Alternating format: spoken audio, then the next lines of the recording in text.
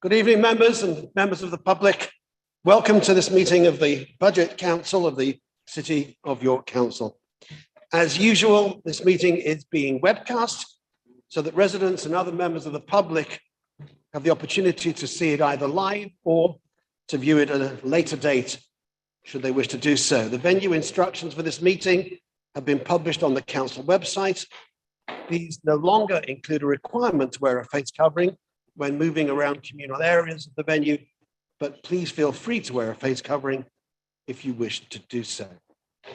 Evacuation procedure, we're not expecting any alarms or emergencies this evening, but in that unlikely event, the emergency exits are clearly marked with the green lights. Please use them and follow instructions of staff.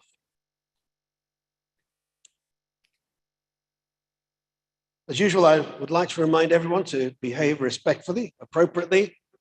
I hope very much this is a good, productive debate tonight, with as many members as possible having the opportunity to contribute. I would like to remind members that at this stage of the guillotine will fall 3 hours and 40 minutes after the start of the meeting, not including breaks. And I do intend to have a break tonight at an appropriate point, probably about 90 minutes into the meeting. I will announce that at the time and anticipate it will be a break for 15 minutes. I know it is customary that members stand when addressing the chair, but please feel free to remain seated this evening. I think that probably works better in this venue. You'll be aware that it's not possible for me from this position to see everyone clearly, but I will be assisted by officers here, and I will do my best to take note of those who wish to speak, although I cannot guarantee that everyone who wishes to speak will be given that opportunity. We come to apologies, and I have received apologies this evening from Councillor Pavlovic, who I understand is unable to be with us this evening. Do we have any other apologies to report? I don't see any, thank you.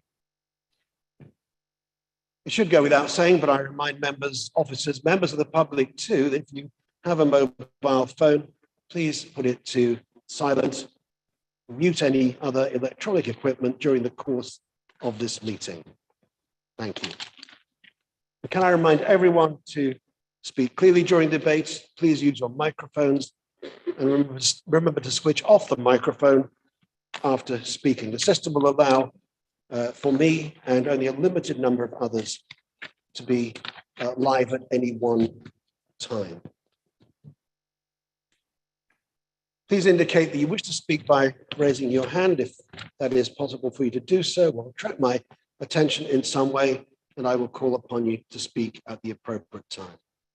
To help us get through the business tonight effectively, I'd be grateful if you would help us to keep the meeting focused and to the point, and I will do my best to ensure that that is the case.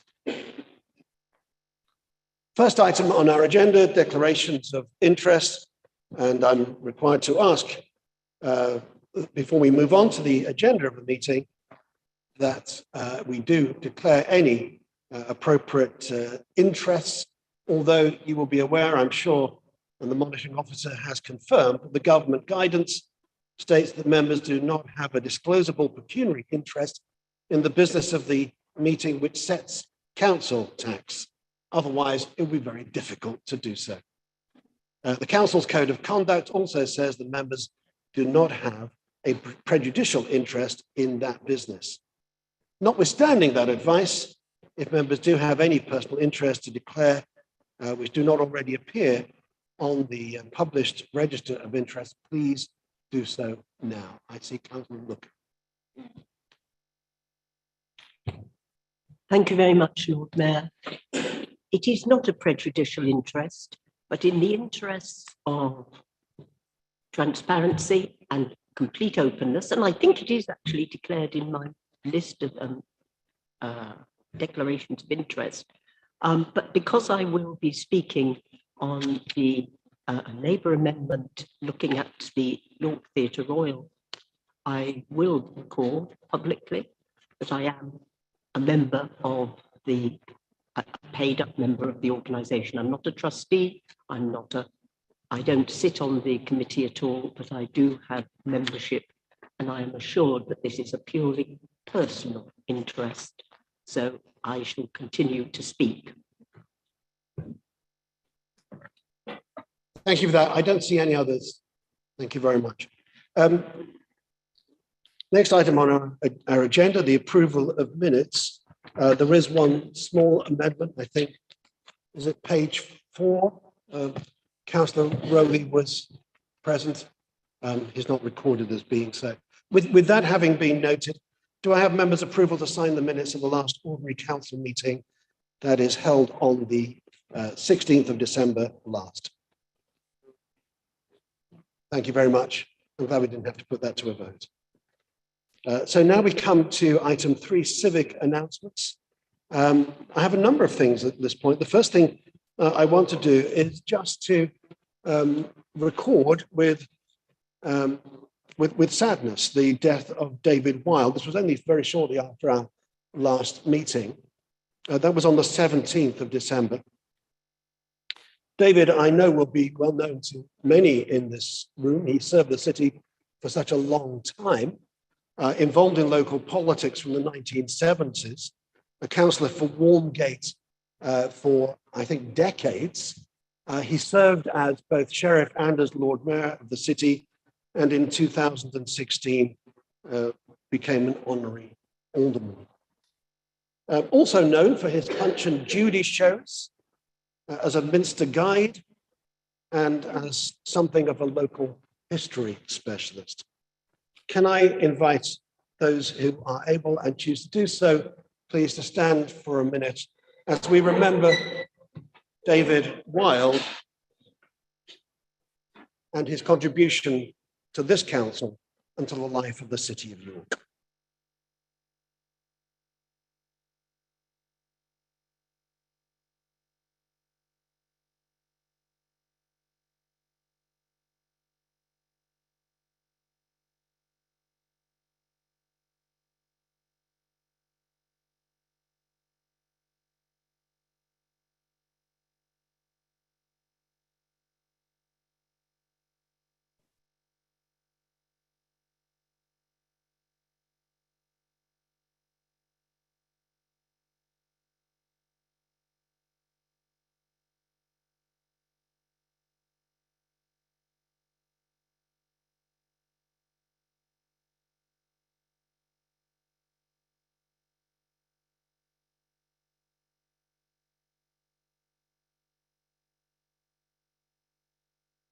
Thank you very much.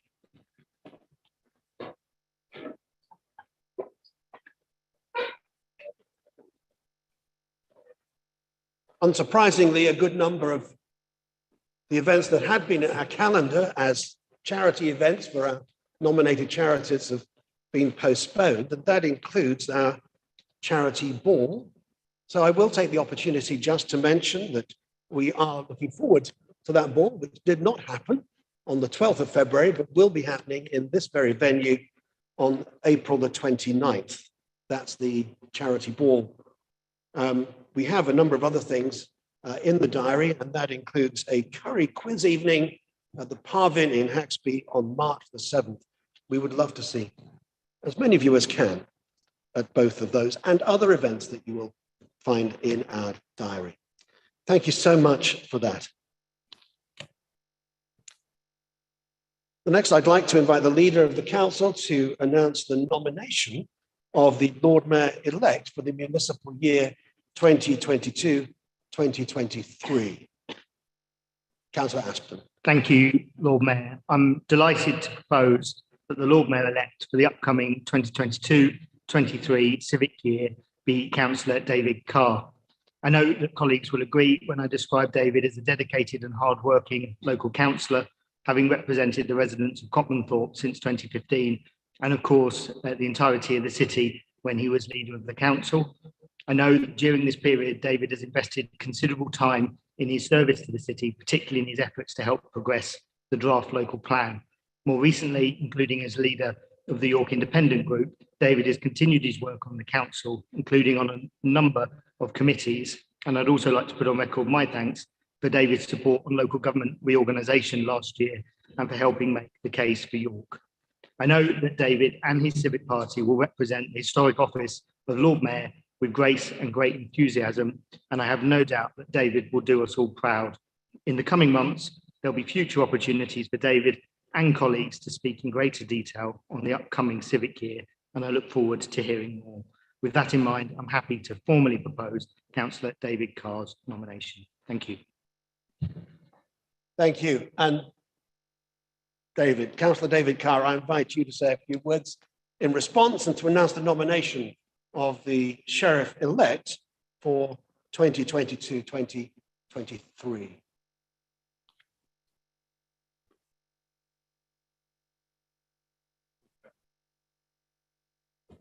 Good. Lord Mayor, I'd like to thank the leader for nominating me as Lord Mayor for the coming year 2022-23. I am both honoured and delighted to accept, and I thank members of the council for their support. I'm also delighted to nominate former City of York councillor and my colleague Susie Mercer, sitting over there in the public gallery, as Sheriff of York. The Civic Party elect is very mindful that they will be custodians, however briefly, of an office that goes back over 800 years. Traditions are important. They bind societies together and they provide a link between the past and the future. In an increasingly fragmented and bewildered world, they are more important than ever. I speak for all the Civic Party elect when I say that we will discharge our civic duties and uphold this ancient tradition of the mayoralty of the City of York to the very best of our ability in the coming year. Thank you, members and Lord Mayor.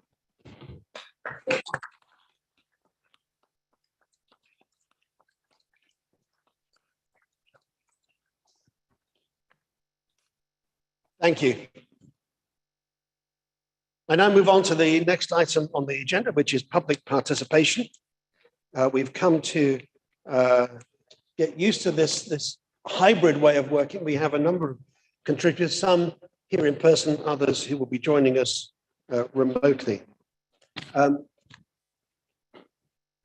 the council public participation procedures, each registered speaker has a maximum of 3 minutes to address the council, to ask a question or to refer to any matter directly relevant to the setting of the budget this evening.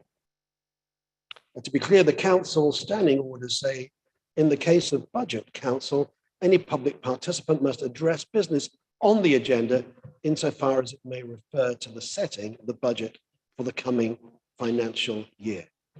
3 of our public speakers this evening will be participating in person. The others, as I say, joining us remotely via a Zoom link. Those who are speaking in person are seated in the public area. I'll invite each in turn to come up to the microphone, and each in turn will then return to their seat when they finish speaking. At the end of the session, they may either stay, they're very welcome to do so, for the remainder of this meeting, or leave if they should so wish. The speakers participating remotely will join with the assistance of the technical team, and can I, at this point, say thank you to our technical team for all their work, not just this evening, but at each of our meetings, and consistently enabling us to do the work that we do. I do thank them enormously. After speaking again, they'll be asked to leave the Zoom call before I introduce the next speaker. Speakers cannot participate any further in the conduct of the meeting, but are welcome to continue watching by viewing the live webcast. So as I say, we have 6 speakers registered. I now call upon the first of those this evening, Debbie Cobbett, who's here in person, would like to speak on the capital monitor at agenda item 6 and the budget proposals at agenda item 7 in relation to climate and environmental issues. Thank you, Debbie.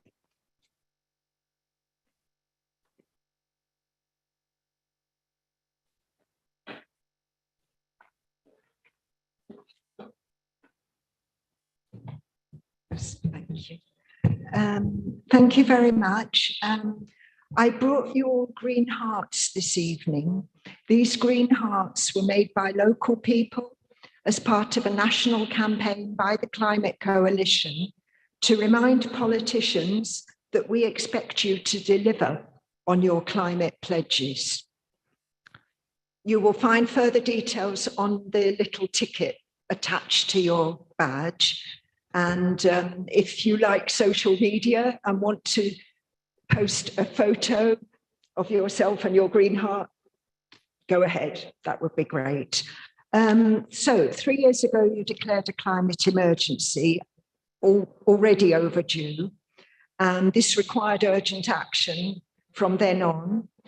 But the latest council climate plan scorecards gave York Council 0, while Leeds, whose climate initial document was dreamed up by Andy Gouldson, who dreamed up yours, they managed to score 71%. How did they do it? Well, among other things, they have a more active climate commission.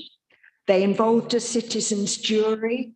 They considered climate awareness, readiness for change. And so in your deliberations, please spend what it takes to engage better with local people. Yes, the bus forum. Yes, cyclists. We'd like better buses. We'd like more bike racks. But I think above all, engage on jobs and look for this book, which there's a link on your ticket as well, because the trade union movement have been working hard to analyse the kind of jobs needed for a just transition to a zero carbon economy. And research published by the TUC last Friday said that most workers back the move to a greener economy, but only 1 in 4 believe that current plans will create many new jobs. I think you have a lot of work to do on those things. And if you don't include trade union representatives in your climate commission, how on earth can you expect people to believe you really mean to create new jobs? How can you expect people to be informed, let alone socially responsible about climate, if you waste our money on distributors who dump our city magazine in the bushes? If you come to an end, please, in a moment. Oh, I'm sorry. So how could you declare a climate emergency 3 years ago and still in your agenda documents be considering what to put in place? I mean, honestly, talk to people and do more. Thank you very much. Thank you. Your comments have been noted and will be taken into account when the council debates the budget proposals and makes its decisions. Thank you.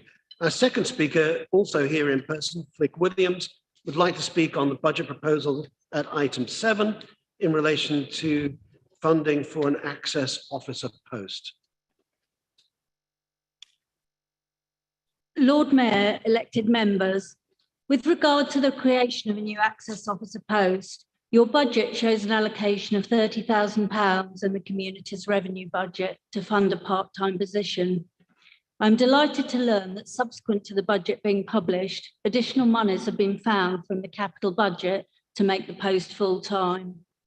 However, as yet, the job description and consequent grading of the post is not yet done. There is a national shortage of people with the requisite technical qualifications and skills.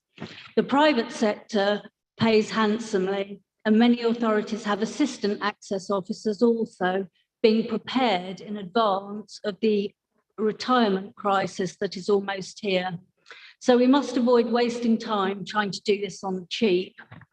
We will not recruit if we do not meet the market rate. And this is why it matters and why it is about so much more than access in the foot streets. Firstly, York is at least 20 years behind on access and has significant catching up to do. My inquiries made to other access officers around the country met with astonishment that we do not already have one. We simply cannot continue to construct new build that has inaccessibility built in, especially when demographics show we have an aging population and the incidence of impairment rises significantly with age. We are also in a time of continuing pandemic, which is creating more disabled people daily. Hospital clinics are filled with people who have long COVID, all wrestling with newly discovered limits to their mobility and stamina. An access officer is urgently needed to effect a culture shift within this organisation so that officers in all departments understand barriers to inclusion and address them early on. Architects and developers must be negotiated with to submit better plans. The many infrastructure projects in development have a great deal to be desired with regard to access. The Roman Court of the Station, My Castle Gateway, Lehman Road, Haxby Station and new library, all as currently configured, can be significantly improved upon, and that's before we even start on lifetime home standards, saving the disabled facilities grants of the future. Get this post right, or you risk creating unnecessary barriers for decades, if not centuries to come. We are mere custodians of this city before handing it on to future generations. This is your chance to effect the changes necessary for an accessible city of the future. Thank you. Thank you very much. Thanks for your comments. They have been noted and they will be taken into account when the council debates the budget proposals this evening and when it makes its decisions. Our third speaker, Gwen Swinburne, also here in person, would like to speak about governance and arrangements relating to the budget setting process. Thank you, Lord Mayor. May I first say how disappointed I am that once again there was zero consultation on the draft budget.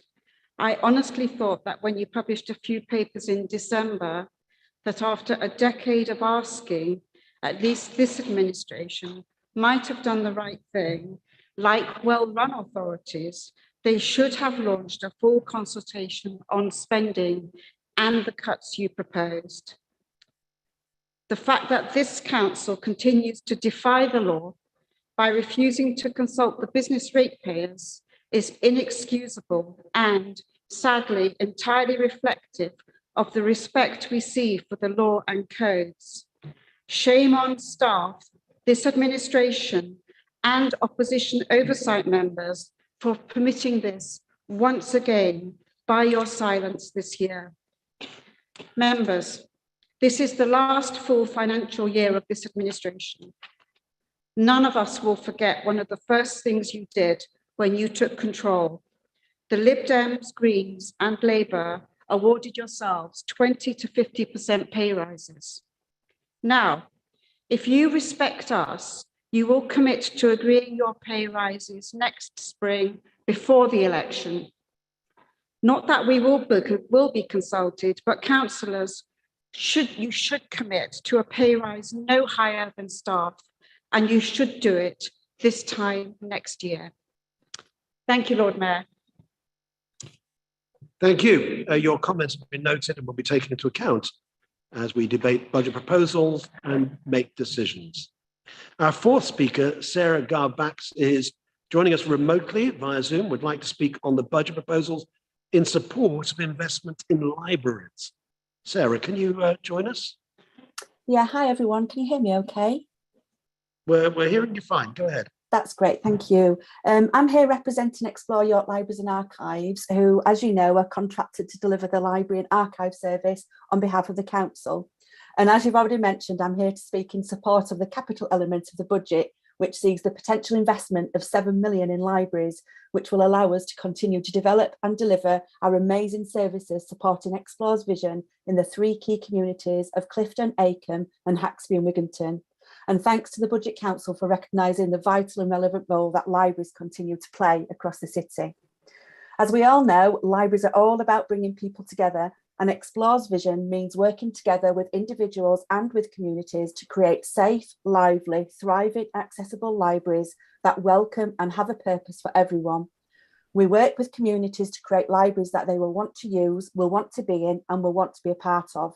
A space for people to meet, to try new things, to take part in activities, to learn new skills, and with books to inspire, inform, or just to be read for pleasure.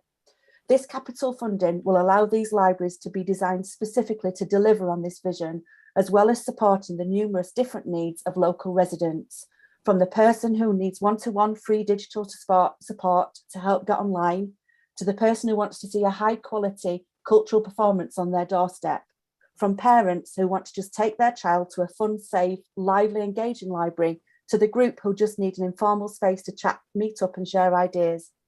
Our vision also includes working with partners who will add value to our offer, working with us to enable us to do more and bring typically city centre services to local people, meaning we're real social hubs and focal points in the community.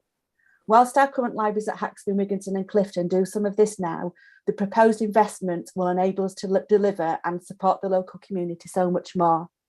Last year, we led a number of conversations with the residents of Clifton and Haxby Wigginton, sharing our thoughts and outline plans and listening to their views on what they want to see from their library service.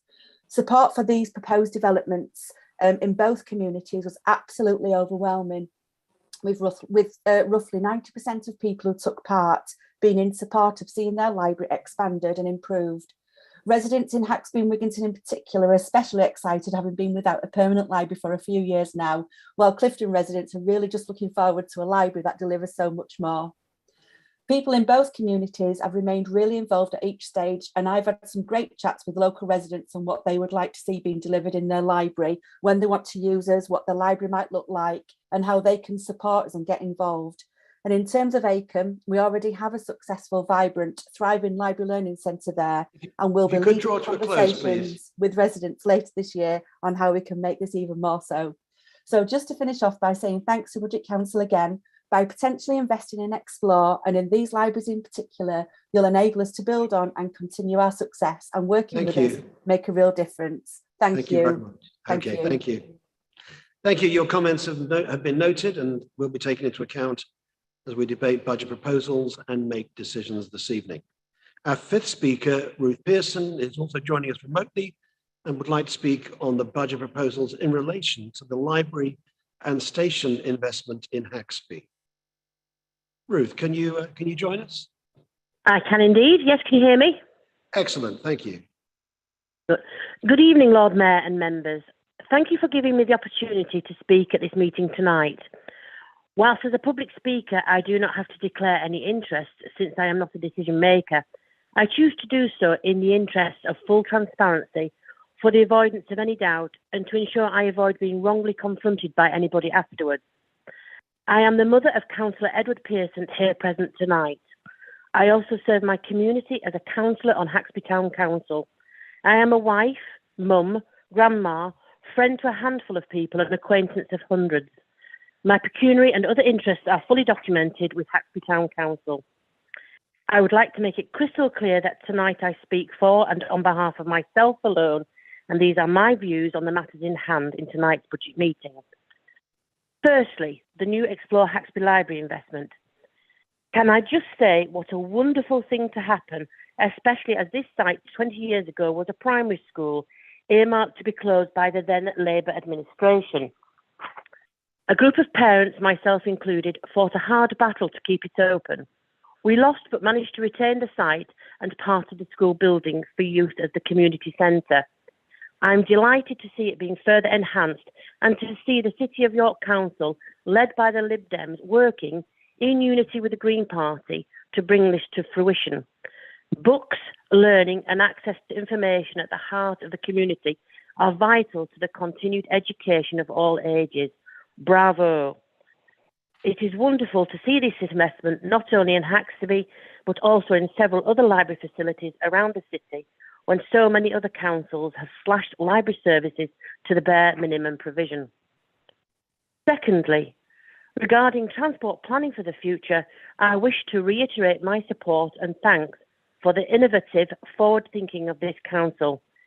Investing in and building a station in Haxby to benefit the much wider community is absolutely fabulous.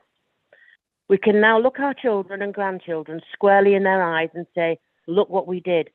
For them, we've grasped the need to improve the environment and build sustainable new infrastructure.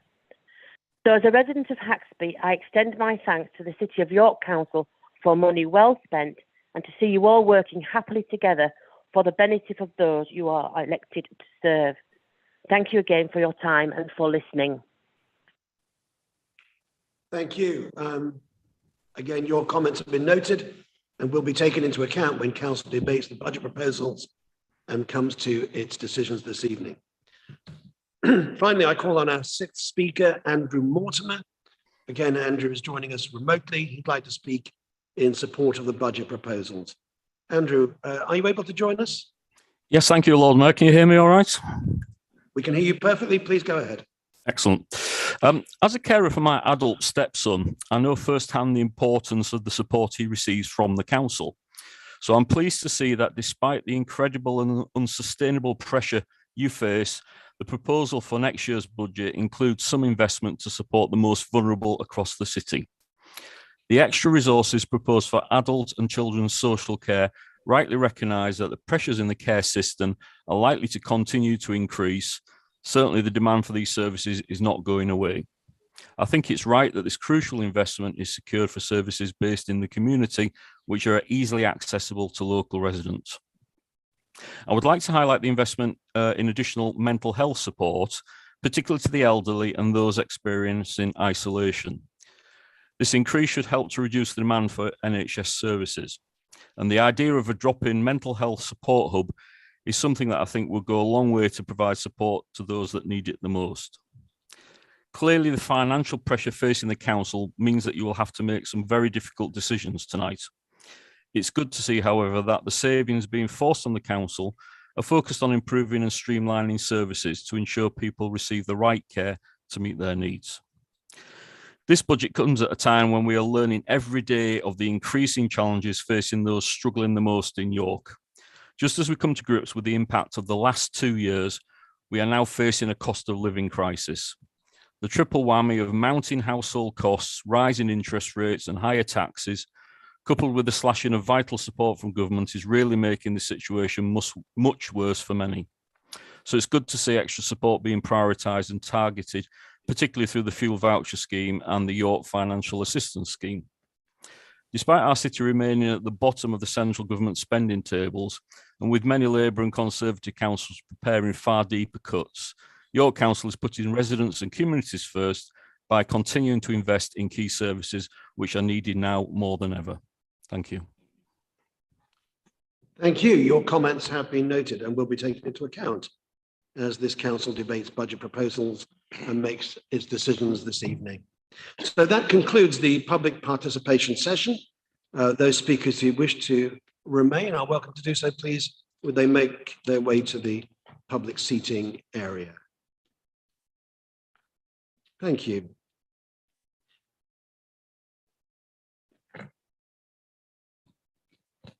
Item 5, appointment of external auditors. Before we move to the main business of this meeting, which is to set next year's budget, there are 2 items of business that we need to deal with. The first of those, I'm going to invite Councillor Fisher in the absence of Councillor Pavlovic. Councillor Fisher is Vice Chair of the Audit and Governance Committee to move the recommendations in the report at item 5 on page 33 of the council papers relating to the appointment of the council's external auditors. Thank you, Lord Mayor. It gives me pleasure to move the recommendation on page 33 of the report. The Audit and Governance Committee considered the 2 main options and concluded that joining the public sector audit appointment procurement system was by far the better of the 2. So I urge members to support that option. Thank you. Thank you. And may I have a seconder? I'm expecting Councillor Webb. Formally second, Lord Mayor. I invite debate on this recommendation. Please indicate if you wish to speak. I don't see anyone indicating. Thank you. You probably don't wish to reply, Councillor Fisher? Thank you, no, Lord Mayor. All votes this evening will be named votes for the sake of clarity. Therefore, I will now take a named vote on the recommendations. When your name is called, please indicate whether you're voting for, against, or abstaining. Thank you. Hello, starting with Councillor Aspden, please. For. Councillor Eyre. For. Councillor Baker. For. Councillor Barker, Four. Councillor Barnes, Councillor Carr, Councillor Craghill, 4, Councillor Crawshaw, 4. Councillor Cuthbertson,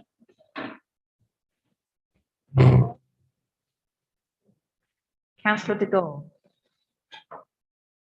Councillor Dauburnay, 4. Councillor Doughty, Councillor Doughty. Oh, press the button. Applying to Aye. speak. 4 anyway. I'm sure you Thank can hear you. that. Thanks. Can I remind members to turn their microphone off once they've Yeah. spoken? Thank you. Councillor Douglas, 4. Councillor Fenton, Councillor Fisher, 4. Councillor Fitzpatrick, 4, Councillor Galvin, 4. Councillor Heaton, 4. Councillor Hollier, 4. Councillor Hook, 4, Councillor Hunter, 4, Councillor Kilbane, 4. Councillor Lomas, 4, Councillor Looker, 4, Councillor Mason, Councillor Melly, 4, Councillor Musson, 4, Councillor Myers, 4. Councillor Norman, 4. Councillor Orrell, 4. Councillor Pearson, 4. Councillor Perrott, 4, Councillor Rowley, 4. Councillor Runciman, 4. Councillor Smalley, 4. Councillor Dave Taylor, 4. Councillor Callum Taylor, 4. Councillor Vassey, 4. Councillor Waller, 4. Councillor Wan, 4. Councillor Waters, 4. Councillor Wardby, 4, Councillor Webb, 4. Councillor Wells, 4, Councillor Widdowson, 4. and the Lord Mayor. 4. Unanimous. I think we can safely say that was carried. Okay, that concludes the recommendations on the external auditors, and we move on to item 6, recommendation of the executive in respect of the capital program monitor 3 for 2021-2022. And so I invite the executive leader, Councillor Aspden, to move the executive recommendation relating to the third monitor report on the 2022 capital program. This is set out in Part B, minutes at page 33 of the council papers. Councillor Ashton. Thank you, Lord Mayor. Happy to formally move. May I have a seconder of the recommendation? Thank you, Lord Mayor. Happy to second that formally. Thank you. I now invite debate on this recommendation. Please, would you indicate if you wish to speak? Again, I don't see anyone indicating that they wish to speak. So I'm sure you wouldn't want to reply, or maybe you do, Councillor Ashton. No, it doesn't. Okay.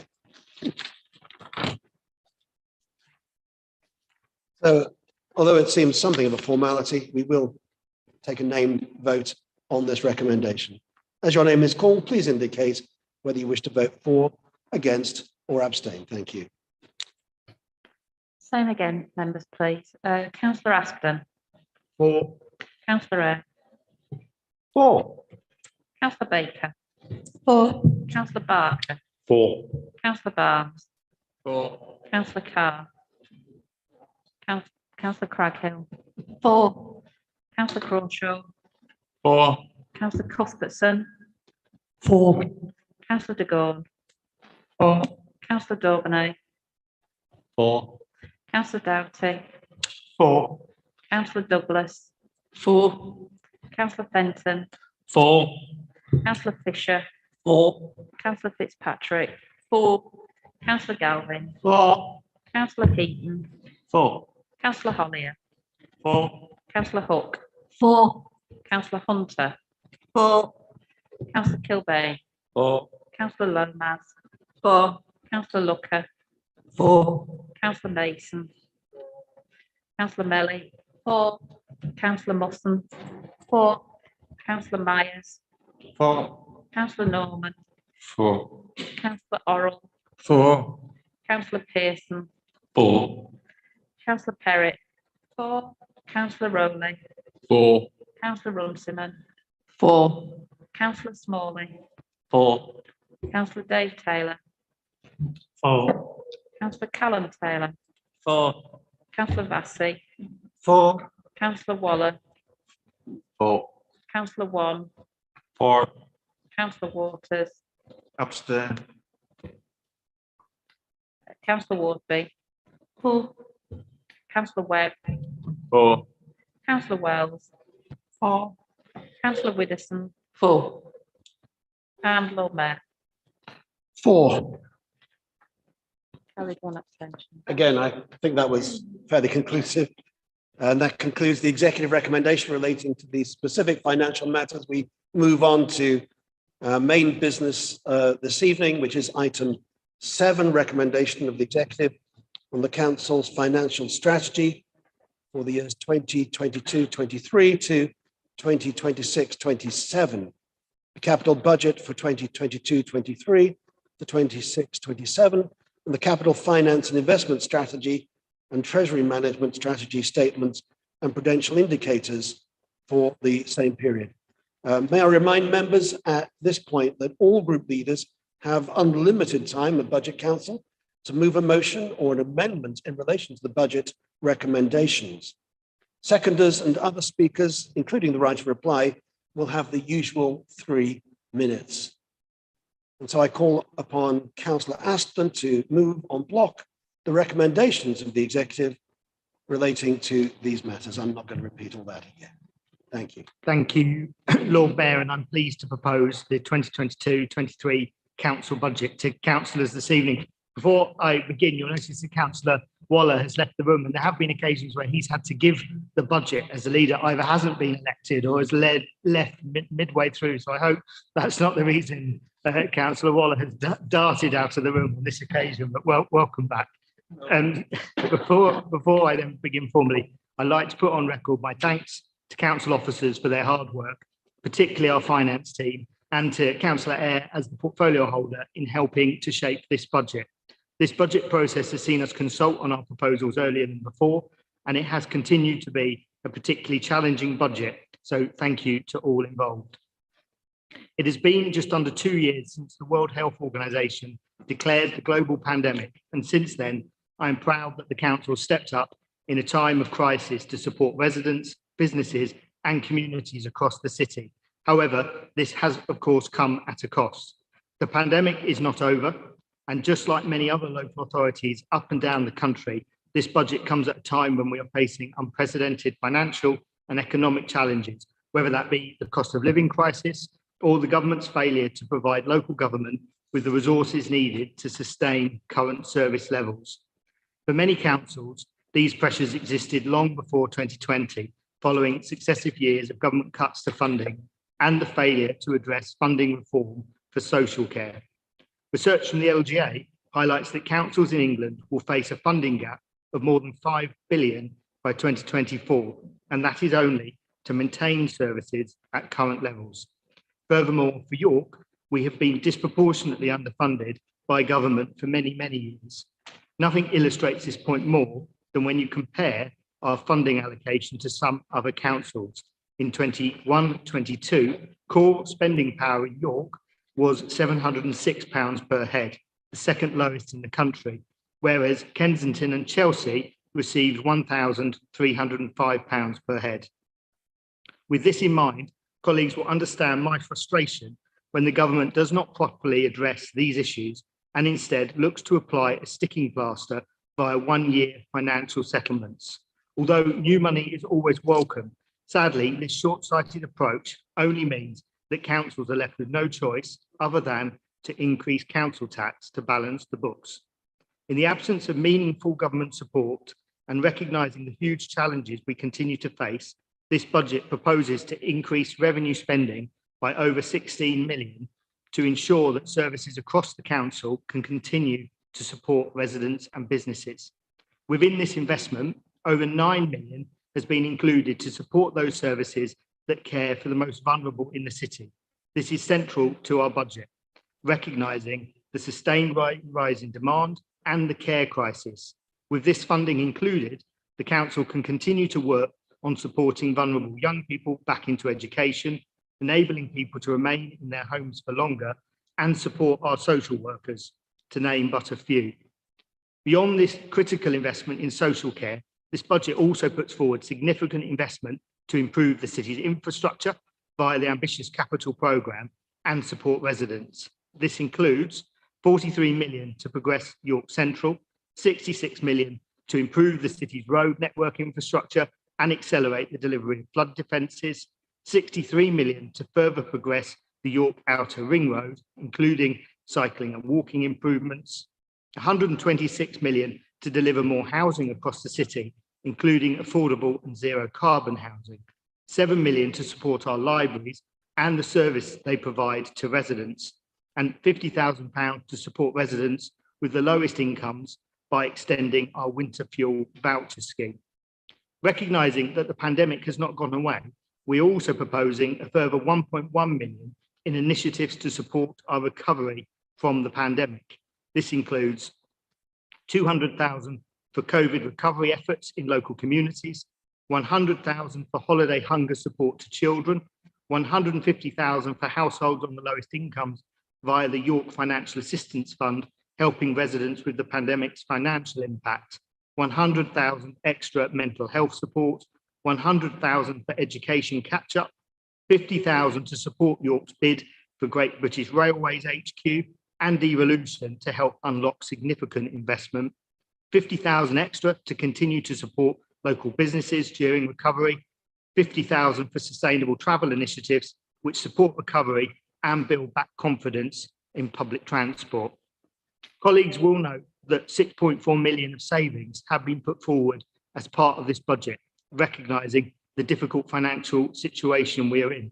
However, by doing so, we can further stabilise the council's own financial footing and in turn protect frontline services, support for local communities and build on previous investment that we have made. Before I conclude, Lord Mayor, I do feel that as a council, we should be proud of a lot of what has been achieved over the last 12 months. Since the last budget was passed, we have continued to support thousands of residents and businesses through ever-changing COVID restrictions and supporting the essential rollout of the vaccine. We've completed the first phase of infrastructure works needed to unlock the York Central site after many decades. We've invested over 3 million in new active travel routes across the city. We have planted the first trees in York's 194-acre new community woodland. We've identified the preferred site for the creation of a new rail station in Haxby, with further consultation to come. We've received commitment from the government to relocate civil service jobs to the city, including from the Cabinet Office and the newly established Active Travel England, with more to come. We've secured crucial funding in the city, including over 500,000 from the Community Renewal Fund and over 5 million in housing energy efficiency grants. We've also submitted the planning application to transform the Eye of York into a new world-class public space following the My Castle Gateway consultation.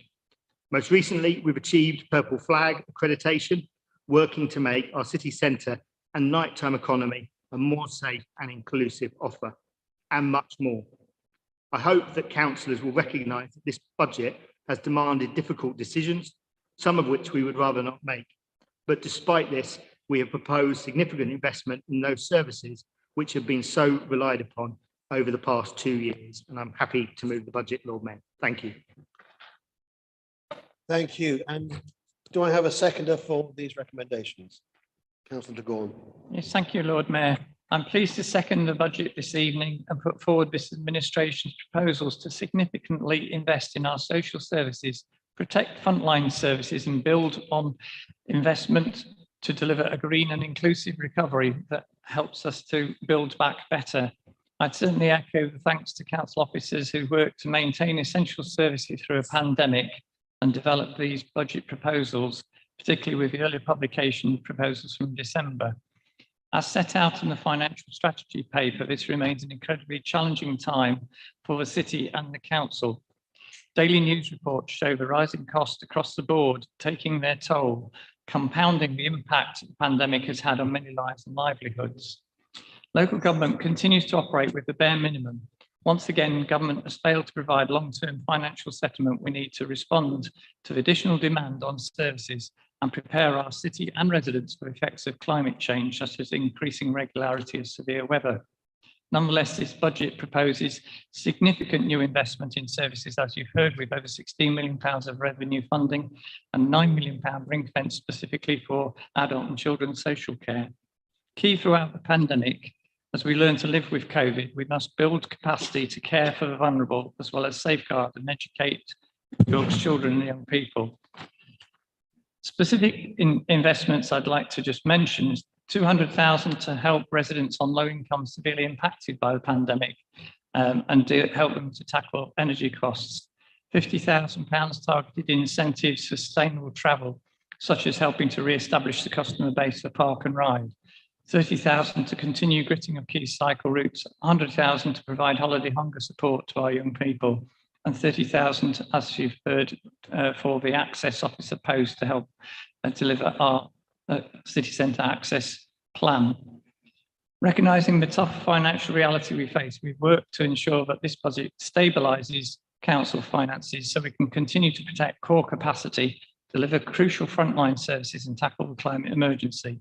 We plan to continue council's capital programme with over £450 million investment to enhance the city's infrastructure and continued vitality for our city centre with programmes such as Castle Gateway, Station Frontage, York Central. It also includes £16 million to progress delivery of the Haxby Station and 126 to build new and affordable housing. I hope everyone will recognise that preparing this budget has demanded difficult decisions, but ultimately does everything possible to protect vital services and build on the priorities of local communities. I urge members to support the proposals unamended. Thank you, Councillor Dugon. Before we proceed with consideration of this, we have two amendments to consider. The first of those, Labour amendments. And before I invite Councillor Kilbane to move the amendment on behalf of the Labour group, I understand that he would like to seek Council's consent to alter the amendment included in the agenda supplement and published online in order to correct some numerical errors relating to the capital proposals. The altered amendment has been circulated to all members, and I ask, does Council consent to that alteration? I think that's a positive response. Therefore, I'm happy to hand over, thank you, to Councillor Kilbane to move the amendment as altered. Thank you, Lord Mayor, and thank you, Council. I would like to start by acknowledging that it has been a difficult year, and I offer my thanks and praise to all staff who have worked so hard to see us through the pandemic so far. I know that many of you have gone above and beyond, and thank you for that. It's also been a difficult year to set budgets. Insufficient funding from Liberal, Tory governments, combined with York's comparatively low council tax base, means that we never have the funds to deliver the services that our great city deserves.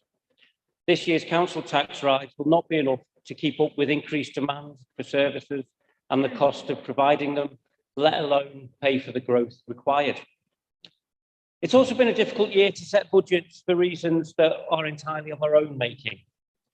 I've only been involved in politics for 3 years, so I'm still shocked by the secrecy and lack of openness politicians exhibit when deciding what to do with other people's money. From the latest £45,000 revelations of the council at Aston affair to the budget data provided to opposition parties, every last drop of information has to be squeezed out of this Lib Green executive. No doubt at some point this evening, Councillor Eyre will say that we agree with 99% of their budget, and I hope you do, Nigel, because I've got it on my Lib Dem cliche bingo card. But the reality is, we only get to see 1% of the budget until it is too late for us to thoroughly scrutinise and amend it. And so when in 15 months' time, did I get that right, Councillor Smalley? In 15 months' time, the good people of York are finally able to rid themselves of this opaque and secretive executive, the incoming Labour administration will be as open and transparent as residents and involve them in the budget setting process as much as we possibly can, because after all, it is their money and it should not be used for the convenience of politicians. The new Labour Council will be honest with the people of York. Like many residents, the council is faced with difficult financial circumstances, and we will be straight about that. Unlike this Lib Green administration, we will not pretend that everything is okay when we can see with our own eyes that it is far from okay. But as our budget amendment shows, we will be a can-do council.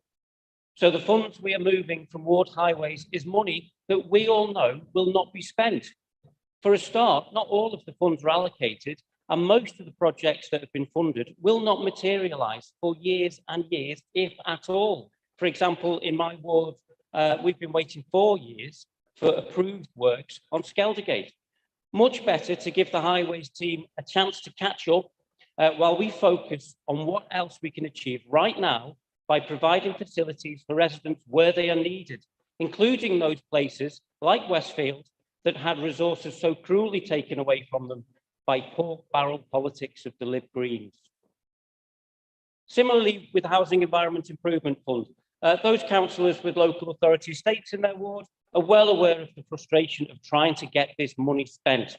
The complexity of the rules, which seem to differ from ward to ward, and the timescales for delivery means there are huge backlogs in these programmes.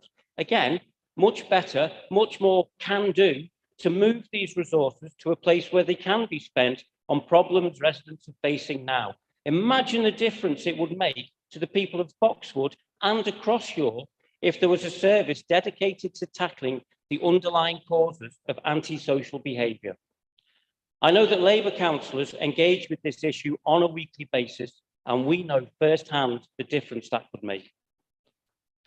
Just as antisocial behaviour harms our communities, so does the rise of short-term lets. In our lifetime, we have seen houses become less a place to call home and more of an investment opportunity for wealthier people. This has seen the erosion of our communities as people are priced out of neighbourhoods and even out of the city. Those that can remain are more often than not on short notice tenancies that make it very difficult to put down roots. But it is the unregulated rise of the holiday lets that has caused the most harm. The House of Commons Library estimate that there are a minimum 1,500 whole house holiday lets in the city of York. These lets can leave gaps in the street like the community's missing teeth. They can also be the source of antisocial behaviour, and we will all be familiar with complaints from long-suffering neighbours. In my ward, a fabulous community champion actually left the area because they could no longer tolerate the weekly disturbance of the parties going on next door. We have to get to grips with this problem.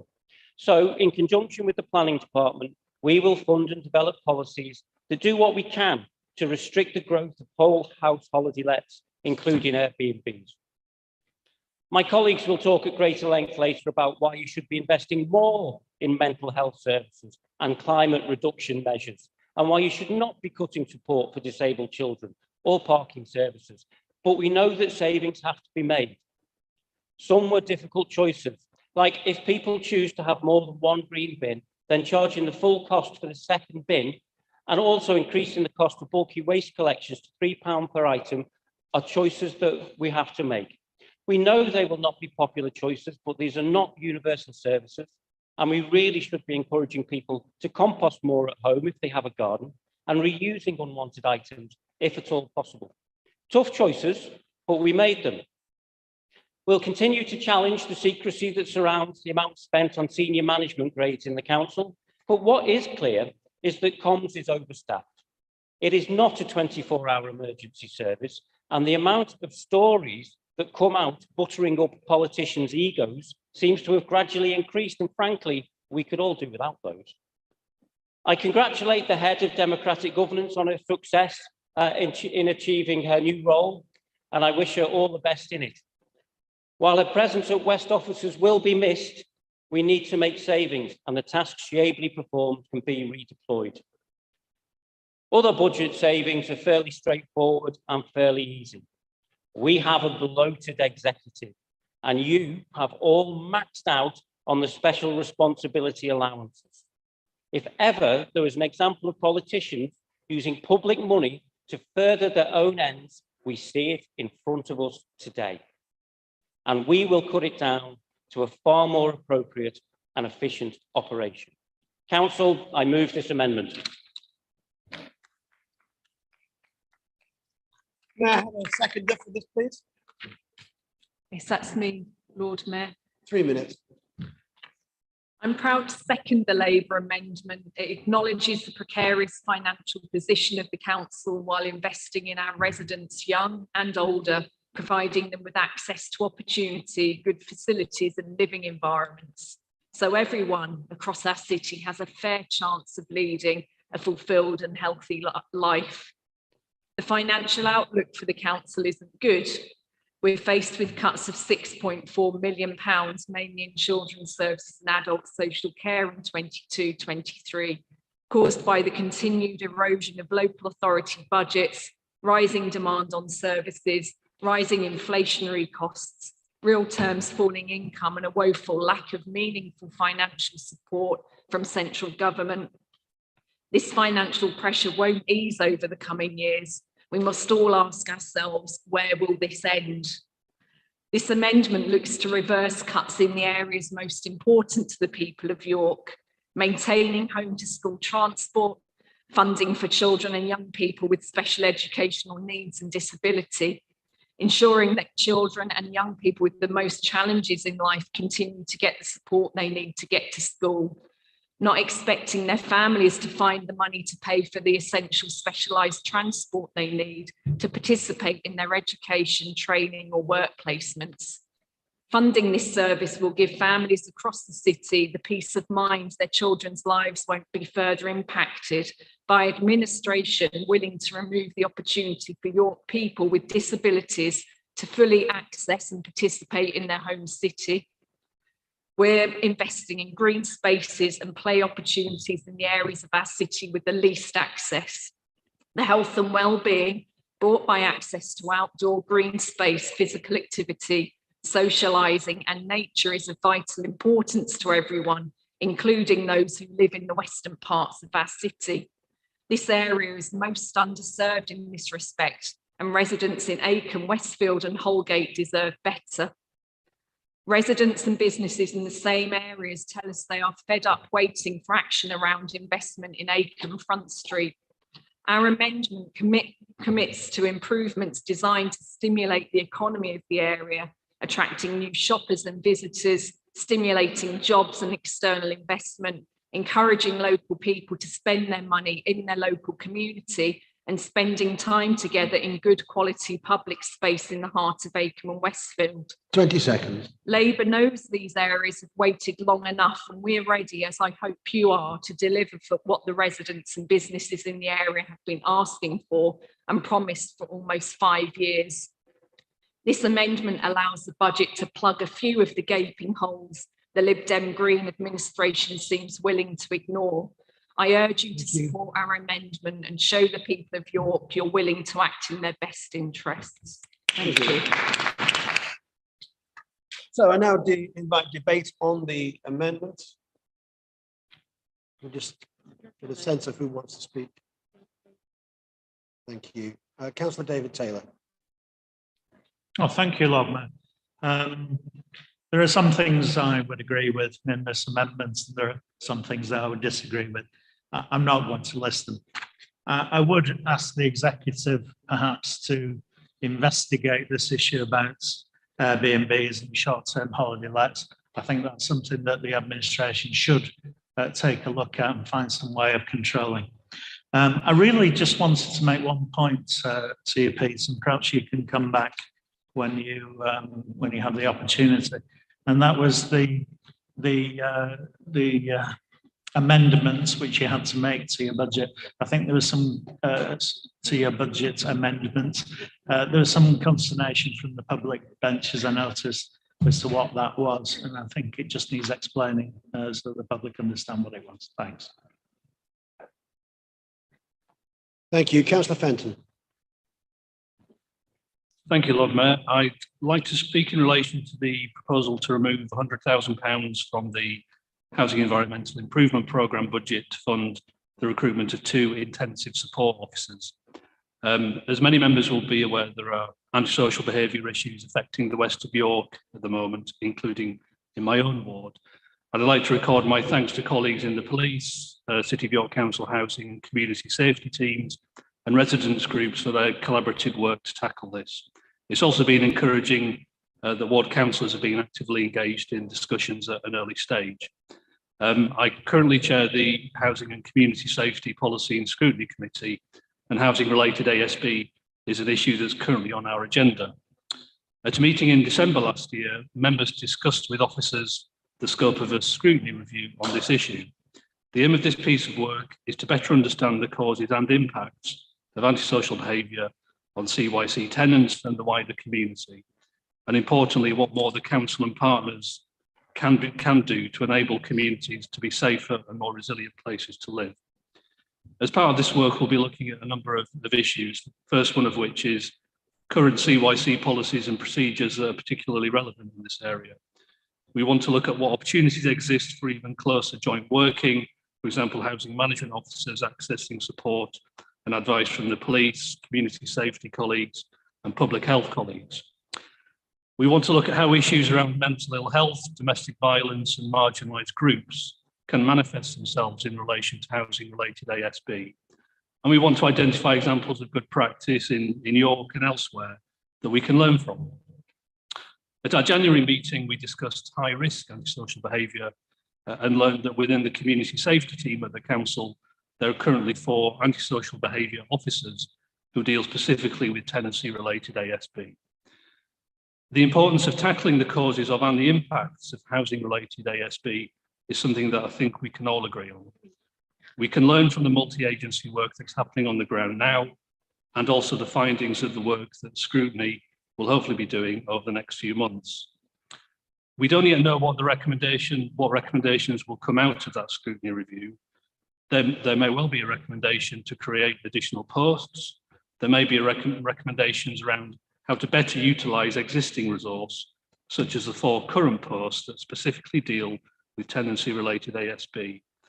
But until we've done that work, I think it would be premature to decide now to remove £100,000 from the Housing Environmental Improvement Programme to create the 2 posts that are proposed in the amendment.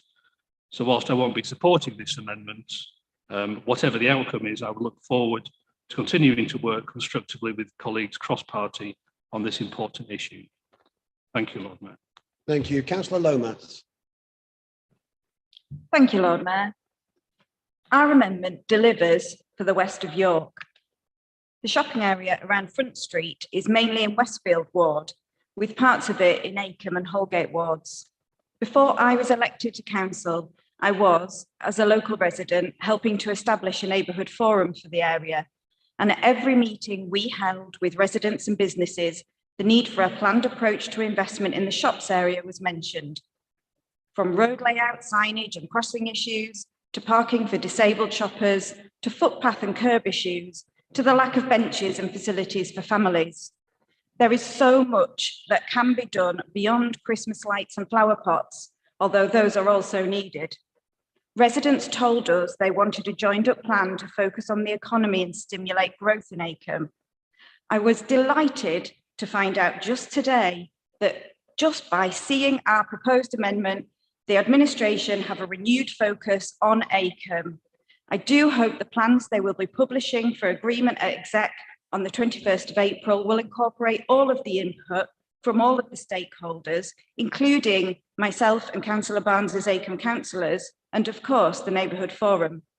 I look forward to what will need to be some quickly arranged discussions on the plans if the deadlines are to be met, but do not forget we need deeds, not words. The West of York from Holgate to Acomb and Westfield is a heavily built up area with large developments planned at York Central, British Sugar, Manor School, Boroughbridge Road and Lowfields, as well as countless individual building projects. Green space, whether publicly or privately accessible, is shrinking. Acomb Ward has the lowest amount of green space per capita, The only large open space is the former Manor School fields, now earmarked for housing. Since the school relocated, the fields have been off limits, although many residents risk trespass to access the only large open space they can easily walk to. Smaller green spaces, like a tiny park off Beckfield Lane, cause difficulties when residents end up in conflict because of lack of provision for all. The modest park on Viking Road once offered many opportunities for exercise and play. Much of the equipment, however, lay damaged or broken for years, with some fenced off for safety until work started very recently to repair them.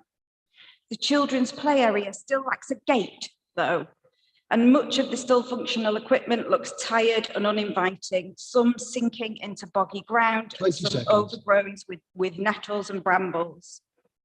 There is a desperate need for investment in the West of York to make sure that every green space, however small, serves the needs of residents. Other areas with an abundance of green space and within easy reach might need to wait a little longer for this shiny new slide photo opportunity, because in Acomb and other nearby wards, we don't have the luxury of choice. Thank you, Councillor Lomas. Thank you. Thank you.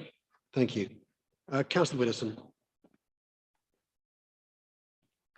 Thank you, Lord Mayor. To start with, I'd just like to address the point made by the first speaker. CYC missed the annual publication date for the climate plan. That's why we got the score. Yes, we work with Andy Goulson, who has cited the York Climate Commission as an exemplar in the UK. And once we do publish the plan, he has seen it and he believes that we will score over 80%. But now on to the amendment. I'd just like to briefly address the two fee increases which the Labour group are proposing. The bulky waste charge is set at £24 for 10 items to cover the cost of the service. Whilst the service is managed by the council, the collections themselves are undertaken by Your Waste. The charge covers the cost of the collection and the disposal of the items and the back office support. If the cost of the bulky waste service was to increase, there is clearly a risk that some residents may seek other ways to dispose of their items, which would lead to an increase in fly tipping. This would effectively see the increasing income in waste offset by the increased cost in public realm of recovering such items. Not only is this rise unnecessary and counterproductive, the increase in charge proposed is higher than any other fees and charges included within the budget and is well above inflation. Therefore, this amendment directly passes extra charges to our residents and also exacerbates yet another problem that frontline staff would have to deal with. In the past few weeks, Councillor Cobain has asked for the bulky waste service to be even more flexible and more accessible, which begs the question, do Labour really know what we want? Secondly, the suggestion to increase the charge for garden waste bins. This is yet another cost passed on to our residents at a time that their finances are being squeezed. It's worth noting that we don't charge for garden waste collections, whereas 70% of all local authorities in England do. However, if residents want an additional garden waste bin, the charge is £41, and we have 1,500 residents who have a second or third bin. You will all know that all local authorities have been consulted on garden waste as part of the Waste and Resources Strategy. We are yet to hear on the outcome, but currently the government proposals are to make garden waste free for all households with a provision to charge for additional bins, precisely what York is doing today. As for the reversal of the carbon reduction team, there is no such thing. I'm happy to say that this was previous revenue investment that can now be covered by external partners, and this team has secured significant external funds, including £1 million from Forestry England, 135,000 from the White Rose Forest, 65,000 from the LEP, 5.9 million from BAIDS to improve energy efficiency, and 300k from DEFRA, with more to come over the next few years. Our budget clearly recognises climate change and public realm services as key priorities for this administration. Therefore, the Lib Dem group will not be supporting the Labour amendment, which would see this commitment seriously eroded. Thank you very much. Councillor Looker. Thank you very much, Lord Mayor. I want to speak on the Labour amendment on what is perhaps a very small addition to the council's budget. Small can sometimes be beautiful. One of the things that concerns me very much is that listening to the leader's report, as he extolled the growth of investment and business opportunities and the economic future for the city, he ignored completely a scrutiny topic that was endorsed by the executive, was it 4 years ago? Probably, which commented and endorsed completely the great economic advantages of the cultural sector in this city. The cultural sector is not just buildings and historic streets. The culture sector is not just history. The cultural sector is also the new, live, entertainment, cultural opportunities that are provided every day, week in, week out, by many organisations. And one of those is York Theatre Royal, which has the proud position of being the oldest established, not the oldest building, that goes to Bristol, but the oldest established repertory theatre outside the City of London. And we should be very proud of that. And one of the ways in which we can support and have traditionally, until the last few years, traditionally supported our arts and cultural sector was by providing a grant to the theatre. And providing a grant does not just mean giving them money to spend on their productions, although it can do, but it also actually sends out a message to the wider world that the theatre in York has the support and approbation of the city that it leads in. Most councils, I think probably 98% of councils, where they have a theatre, give that theatre some revenue cash. And that revenue cash, endorsed by the City Council, enables them to apply for wider and more interested funding. One of the boxes you have to tick is endorsed by your City Council. York Theatre Royal can't do that, and it is a shame and a slur and a black mark. If you could draw so I'm putting in £5,000 because that'll do it. Thank you very much. Thank you. Thank you very much. Councillor Eyre and then finally Councillor Crackle. I haven't seen any others indicate. Ah, sorry. Councillor Small is on. Councillor Eyre first. Thank you, Lord Mayor. I've been a councillor for almost 15 years. I think 9 years of those by my calculation, setting budgets, and around 6 years of those writing budget amendments. And I think this is probably the weakest budget amendment I think I've seen in all my time. It's Councillor Kilbane's first as leader, so we're expecting big things. It's the first with the extra month that they asked for to have the time to do this one.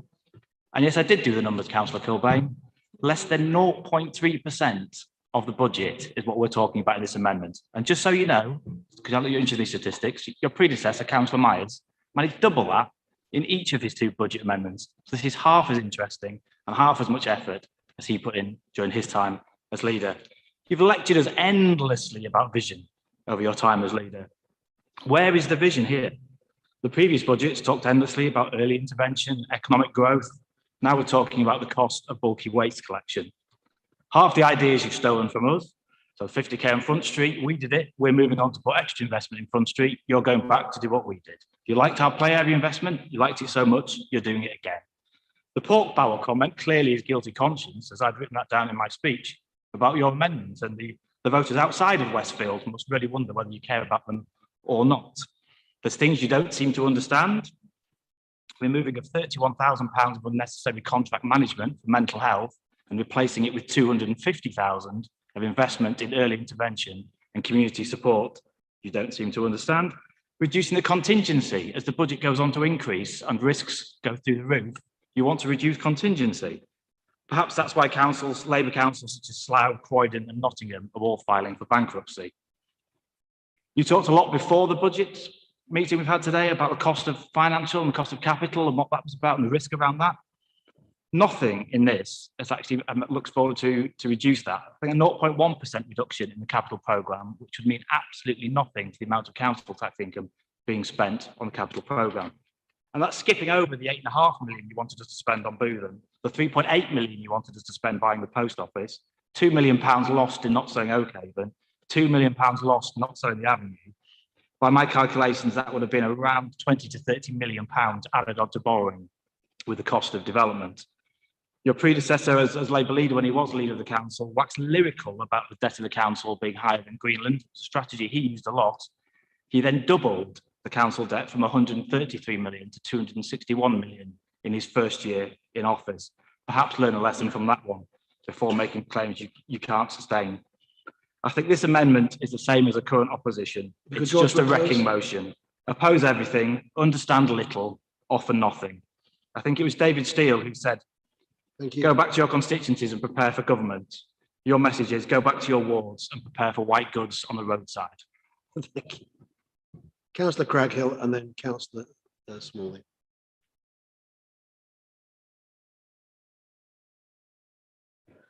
Thank you, Lord Mayor. Well, I don't suppose you'd be surprised to hear that I won't be voting for this amendment.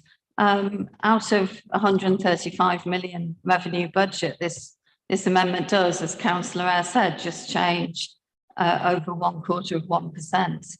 And it is good to hear from your earlier speeches that Labour does support actually the way this budget is protecting and investing in crucial social services and support for our worst off residents, whilst also enabling our innovative and leading work on the climate change, on the climate emergency to continue, which it does by getting on with actions in many, many areas, producing a strategy and a local energy plan and much, much more. So, but I would like also to address the Airbnb and short-term holiday lets question. I entirely agree with you that this is an important issue that concerns many residents. Currently, the percentage of the city's housing stock that is used for short-term lets, looked at across the whole city, is actually very low compared to other cities in the UK. It is, however, growing, and the most significant impacts are concentrated in certain areas of the city. So I do agree with you that it is an important issue to look at. I also agree that it's important to consider all avenues for restricting the use of new housing, particularly affordable housing, for short-term holiday lets, rather than the intended use to provide homes for York residents. At the same time, we should also acknowledge that well-managed and controlled holiday lets clearly play a part in a tourist city like York. Whilst the production of a supplementary planning guidance may well be one useful way of approaching this, and I'm certainly not against that, I believe it's important that we start with an overview of the whole issue, looking at the role of short-term lets in the city as a whole, the options for the use of covenants and other measures, as well as the available planning tools that can be used within national planning guidance. It is for that reason that I have already commissioned an initial report on this issue, which will go on the council's forward plan shortly. 20 seconds. And I would also be very happy to see this considered by scrutiny and therefore work with you on that. I did have a few other things to say about the housing environmental improvement programme wind up, please. and the antisocial behaviour, but Councillor Fenton has already covered most of that. I think I'm happy to leave that there. Thank you. Councillor Smalley. Thank you, Lord Mayor. The proposals put forward by the Labour Group tonight are certainly confusing at best and damaging at worst. Let me begin by addressing some of the truly strange lines set out by the Labour Group. Firstly, the 5k revenue investment to Theatre Royal goes nowhere near to the extent of support that has been given to the theatre and many other cultural institutions across the city. I agree with an awful lot of what Councillor Looker said this evening. However, I would point out that since that scrutiny report was published, we've got on and launched York's culture strategy, York's creative future, and York Theatre Royal and our other theatres are very important, as you say. However, Arts Council England recognised that by capitalising our support to York Theatre Royal, most recently by £500,000 in 2019, that we are still very, very much committed to our theatres, but also York Theatre Royal. That £500,000 in 2019 is over 100 times what Labour are proposing this evening. You cannot hoodwink Arts Council England. They don't like it. And what you've proposed tonight shows you don't have a genuine understanding in how cultural institutions in York are funded and supported. And as we head into the next round of Arts Council National Portfolio Organisation grants, which are open shortly, we need to demonstrate genuine support for our cultural institutions in York, and we'll be doing that. And I'm confident that our 4 MPOs in the city, and hopefully others will be joining them, will have success in that round, and good luck to them. Beyond this, the amendments are incredibly short-sighted and dangerous at a time when the council is faced with not only unprecedented service demand, but also health service reorganisation and devolution. It is very concerning that Labour would undermine the current devolution and recovery work, which is heavily supported by the council's policy team. Let me turn to the capital programme amendment finally as well. It's one of the most surprising amendments in the list, the cut towards committees highways funding. This funding has delivered countless improvements, as well as to bigger schemes that benefit communities right across the city.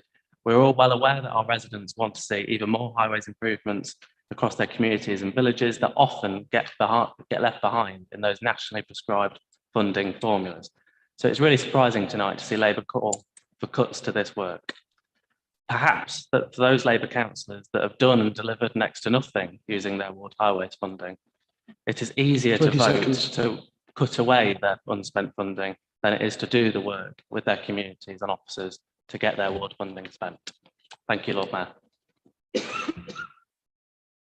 Councillor Crawshaw, I will make this the last contribution. Thank you, Lord Mayor. I'm just going to make a couple of comments in response to some of what I've just heard, because I think it's displaying a sort of toxic arrogance, really, to speak down to a councillor with probably 4 times as many years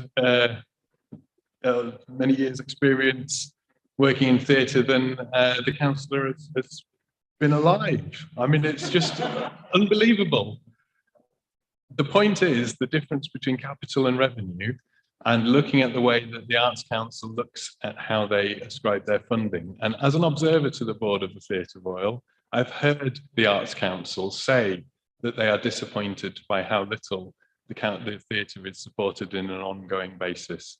So I think that to come with such a personalised criticism in that way is really out of order. I think I'm quite surprised to hear Councillor Craghill talking about the wonderful green things that they're doing, whilst at the same time we'll be shortly voting for a £100,000 cut in the carbon reduction budget. And when we're talking about ward funding, and the highways ward funding in particular, the 3 ward councillors in Micklegate went on a tour around our ward on the 1st of August 2019. And we put forward a series of ward schemes on that date. And we have pushed, all 3 of us, across party, again and again and again, for any of those schemes to be progressed, any of them. The most recent one is the Scarcroft Road traffic calming scheme, which was all approved, and all of the plans were drawn up, and everything was ready to go. And we were promised it would be in place by autumn of 2021. Most recently, last week, we were told that it's not a high priority, so it can't be progressed at this time. The point we are making is that we can say lots of nice things about how we're going to enable everybody to do all these wonderful things, but if the work doesn't actually progress, and if the money is rolled over year after year after year and never actually spent, perhaps it might be a good idea to allocate it somewhere else and actually use it. Thank you. Councillor Ashton, would you want to reply? Thank you, Lord Mayor. Yes, please. I would like to touch on a few. No.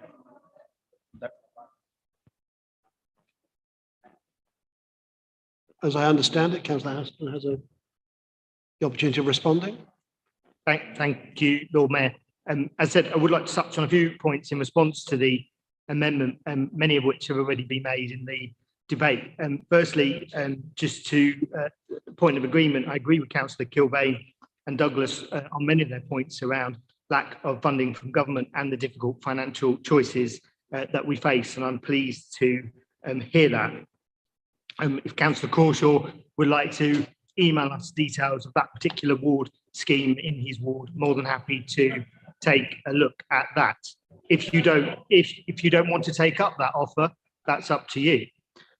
Similarly, my colleague Councillor Smalley is obviously there referring to the Labour Group amendment, and we agree with Councillor Looker on the importance of the cultural sector. We've seen many odd proposals put forward by the Labour Group over the years, and I must say I've seen better attempts at a budget amendment from their group. You've already heard from Councillor Eyre that the changes don't even amount to 0.3% of the budget this year. Some are explicitly political, and others are rather more strange choices. Under York, the York Labour Council, residents would see their waste collection charges increase and fewer potholes filled. Under previous leadership, York Labour tried to position themselves as the party of frontline services. Clearly that's changed, and this amendment signals a clear break from this narrative. I do sympathise with a small number of proposals included in the amendment. Councillor Taylor mentioned one, and also references to additional funding for green spaces. But the overall amendment, with its cuts to frontline services and reduced funding for local communities, I simply cannot accept. If this is the full list of innovative and groundbreaking proposals which Labour would implement, I have to say I'm rather surprised by the lack of ambition and vision from the current leadership of the Labour Group. With that in mind, the Liberal Democrats will not be supporting the amendment. Thank you. So we come to the opportunity to vote on this proposed amendment. When your name is called, again, would you please indicate if you're voting for, against, or abstaining? Thank you. Councillor Aston. Against. Councillor Eyre. Against. Councillor Baker. Against. Councillor Barker. Against. Councillor Barnes. For. Councillor Carr. I'm going to abstain. Councillor Craghill. Against. Councillor Crawshaw. For. Councillor Cuthbertson. Against. Councillor de Gaulle. Against. Councillor Daubeny. Against. Councillor Doughty. Against. Councillor Douglas. For. Councillor Fenton. Against. Councillor Fisher. Against. Councillor Fitzpatrick. For. Councillor Galvin. For. Councillor Heaton. For. Councillor Hollier. Against. Councillor Hook. Against. Councillor Hunter. Against. Councillor Kilbane. For. Councillor Lomas. For. Councillor Looker. Oh, for. Councillor Mason. Councillor Melly. For. Councillor Musson. For. Councillor Meyer. For. Councillor Norman. For.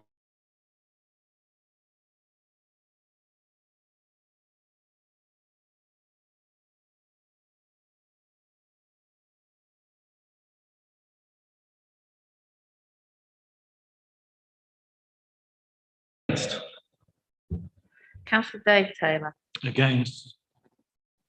Councillor Callum Taylor. For. Councillor Vassey. Against. Councillor Waller. Against. Councillor Wan. Against. Councillor Waters. Abstain. Councillor Wardby. Against. Councillor Webb. For. Councillor Wells. For. Councillor Widdowson. Against. Lord Mayor. Against.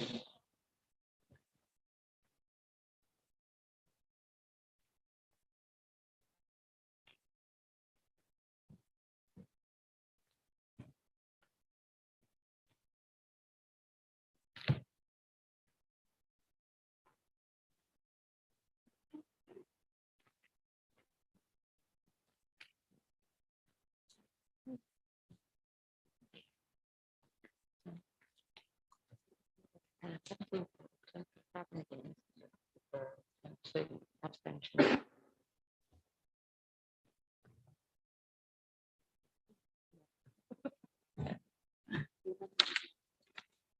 Do we have the figure?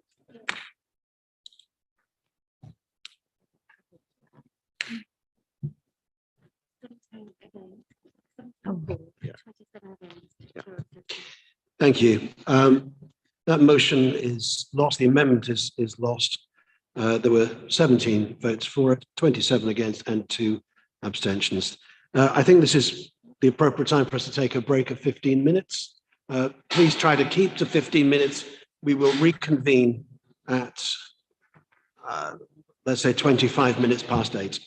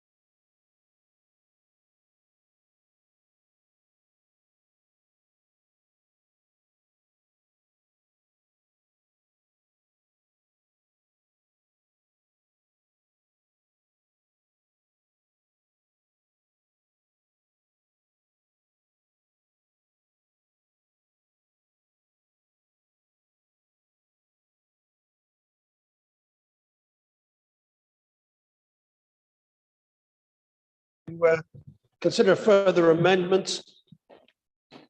I now invite Councillor Doughty to move the amendment on behalf of the Conservative Group as set out in the supplementary papers. Councillor Doughty.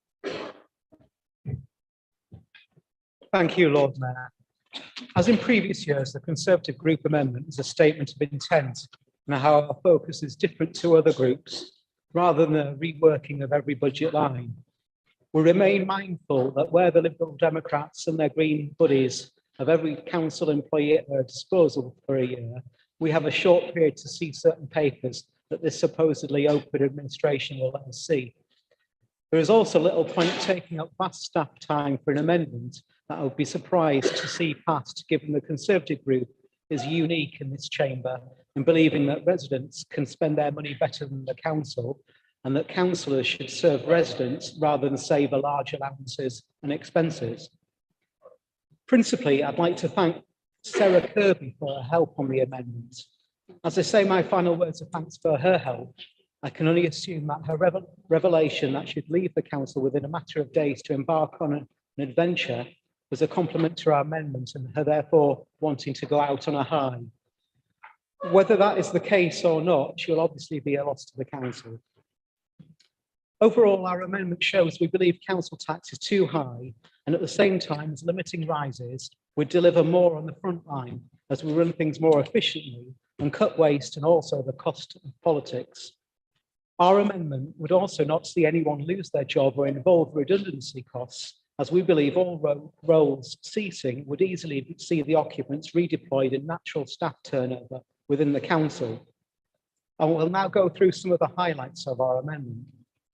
First of all, we'd cut the cost of politics with a cutting of council allowances to the 2015 agreed level of inflation-linked rises, rather than the Lib Dem and Green 20 to 50% hikes of 2019, and would reduce by 2 the number of executive members and cut 1 chair allowance. This will please many in Strensall, Earswick and Stockton-on-the-Forest, and especially my Lib Dem ward colleague who was elected, having stressed he would oppose any increase in council allowances, but was unfortunately unable to do so at the 2019 vote due to an expected record-breakingly long toilet break. We would cut the spend on communications, including better use of the Our City magazine, which delivers very little value for its cost. Would also not continue with Purple Flag, something that typifies a virtue signalling motion which merely leaves a city with costs to pay without any evidence that it boosts city visits. We also again identified savings which can be done without downside. Indeed, our £25,000 cut to the print budget is a way to focus minds, save money and save damage to the planet. In terms of new spend, we repeat our call for a new fund to improve rural transport issues. These are people who are in the main neglected by Councillor de Gorme, whose only role is to close roads to make their journeys into the city more difficult. Our pothole fund, an additional fund, would help all the communities by providing funds for potholes, which are a real issue, but do not fall under the council's criteria for sorting out. Again, I'll just make a brief reference to what Councillor Crawshaw spoke of in terms of highways ward funding. I completely agree with his concern about this administration and the peer lethargy over actually advancing schemes. We've got several in our ward that have been outstanding for absolutely ages, and it's about time the council pulled its finger out. I like the council leader to take up that as one of your key aims from this meeting. We're increasingly concerned about the poor state of the city. As the most basic of levels, we're adding in resource for 2 new street cleaning officers, one specifically for the city centre and one with a broader remit, but to include out-of-town shopping areas like Acomb and Haxby in particular. At a higher level, we're investing in new benches to address the lack of seating and offering its poor standard across the city, adding in more bike racks, and we're also committing to refresh public toilets, which are in an increasingly poor state. On another level, we have significant doubts about the ability of Make It York to deliver, and failings of direction given in this SLA and overweight from the Lib Dem administration.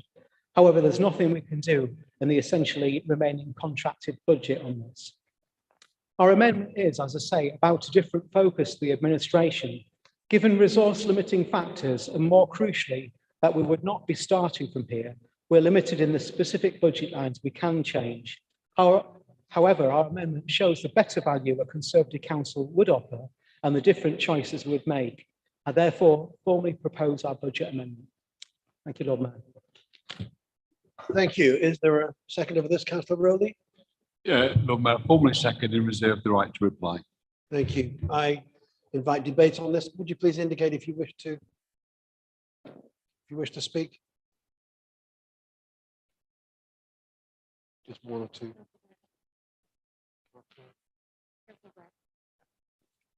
Councillor Webb.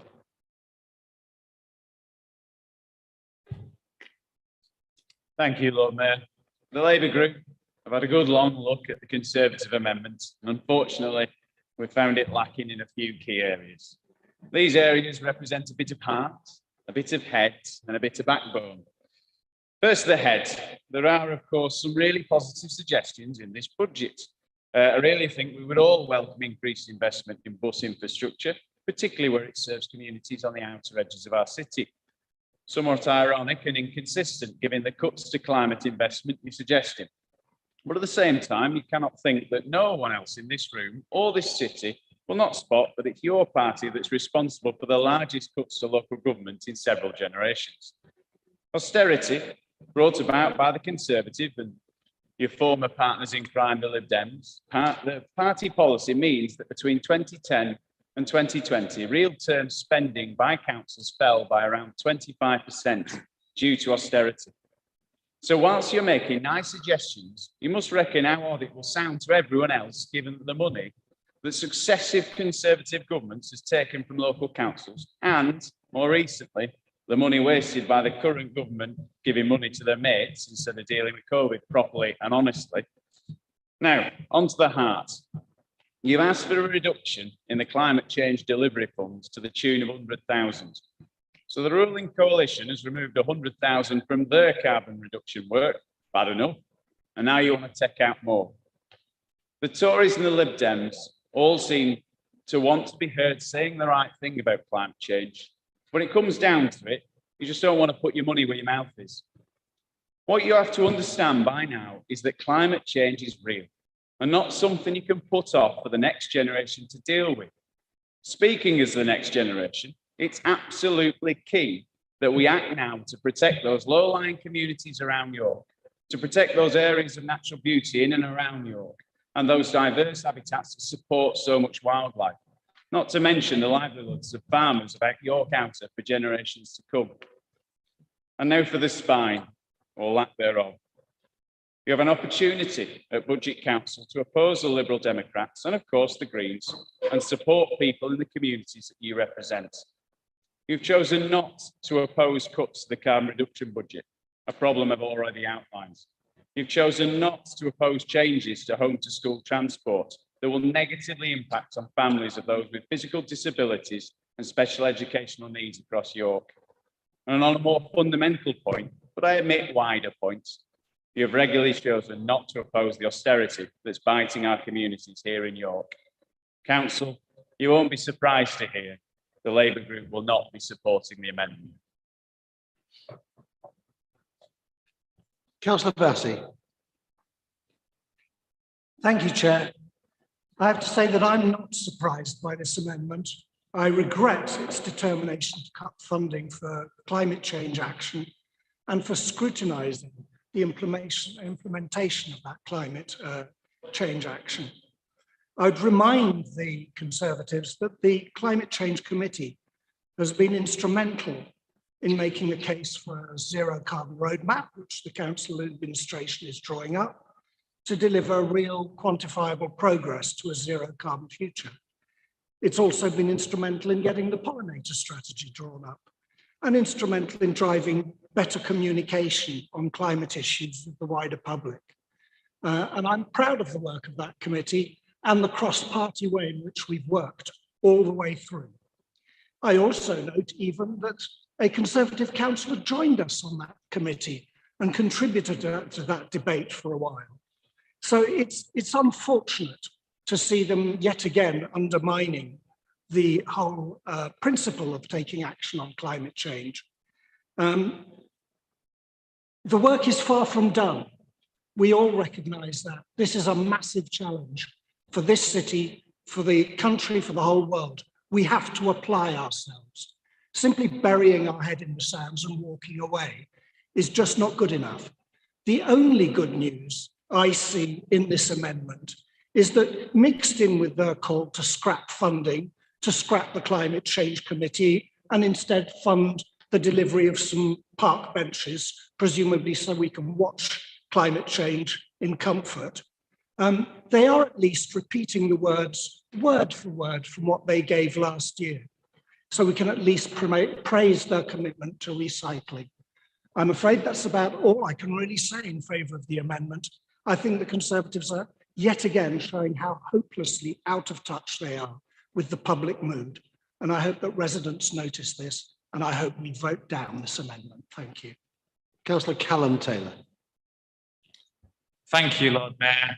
I wasn't going to speak on this until I saw Councillor Doughty lauding it up in the press again this year on about cutting the cost of politics. And it baffles me really. This motion is politically illiterate and, quite frankly, financially irresponsible. No politician in any party gets the right, in my view, to complain about council tax increases if they've got nothing to say about the funding of local government outright. The situation and the mess we're in is largely down to the work of their party, locally and nationally, for over the last 10 years and more. Next, I just want to focus on one thing, because Councillor Webb's done the business for the most part, as he always does. It's this populist sort of attack on allowances. Now, I don't know about Councillor Doughty, but I work my backside off as a local councillor, and I work alongside it, as do many people in this room. That comes with a lot of sacrifices, but it's an honour and it's a pleasure, and we take pride in it. There might be some councillors in the room who don't quite do it for whatever reason, but most of us do.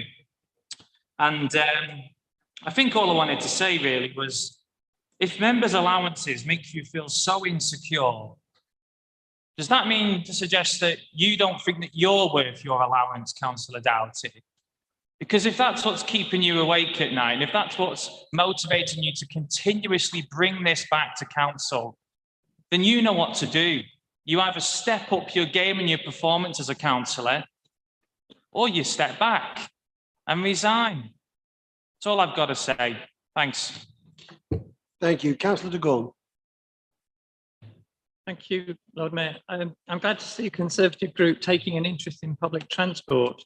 Welcome as it might be to see 75,000 to support communities without a bus service. What would be far more useful would be lobbying of their party's MPs to secure a government extension to the bus recovery grant, which is currently due to end on the 31st of March, with a serious likelihood of cuts to rural services.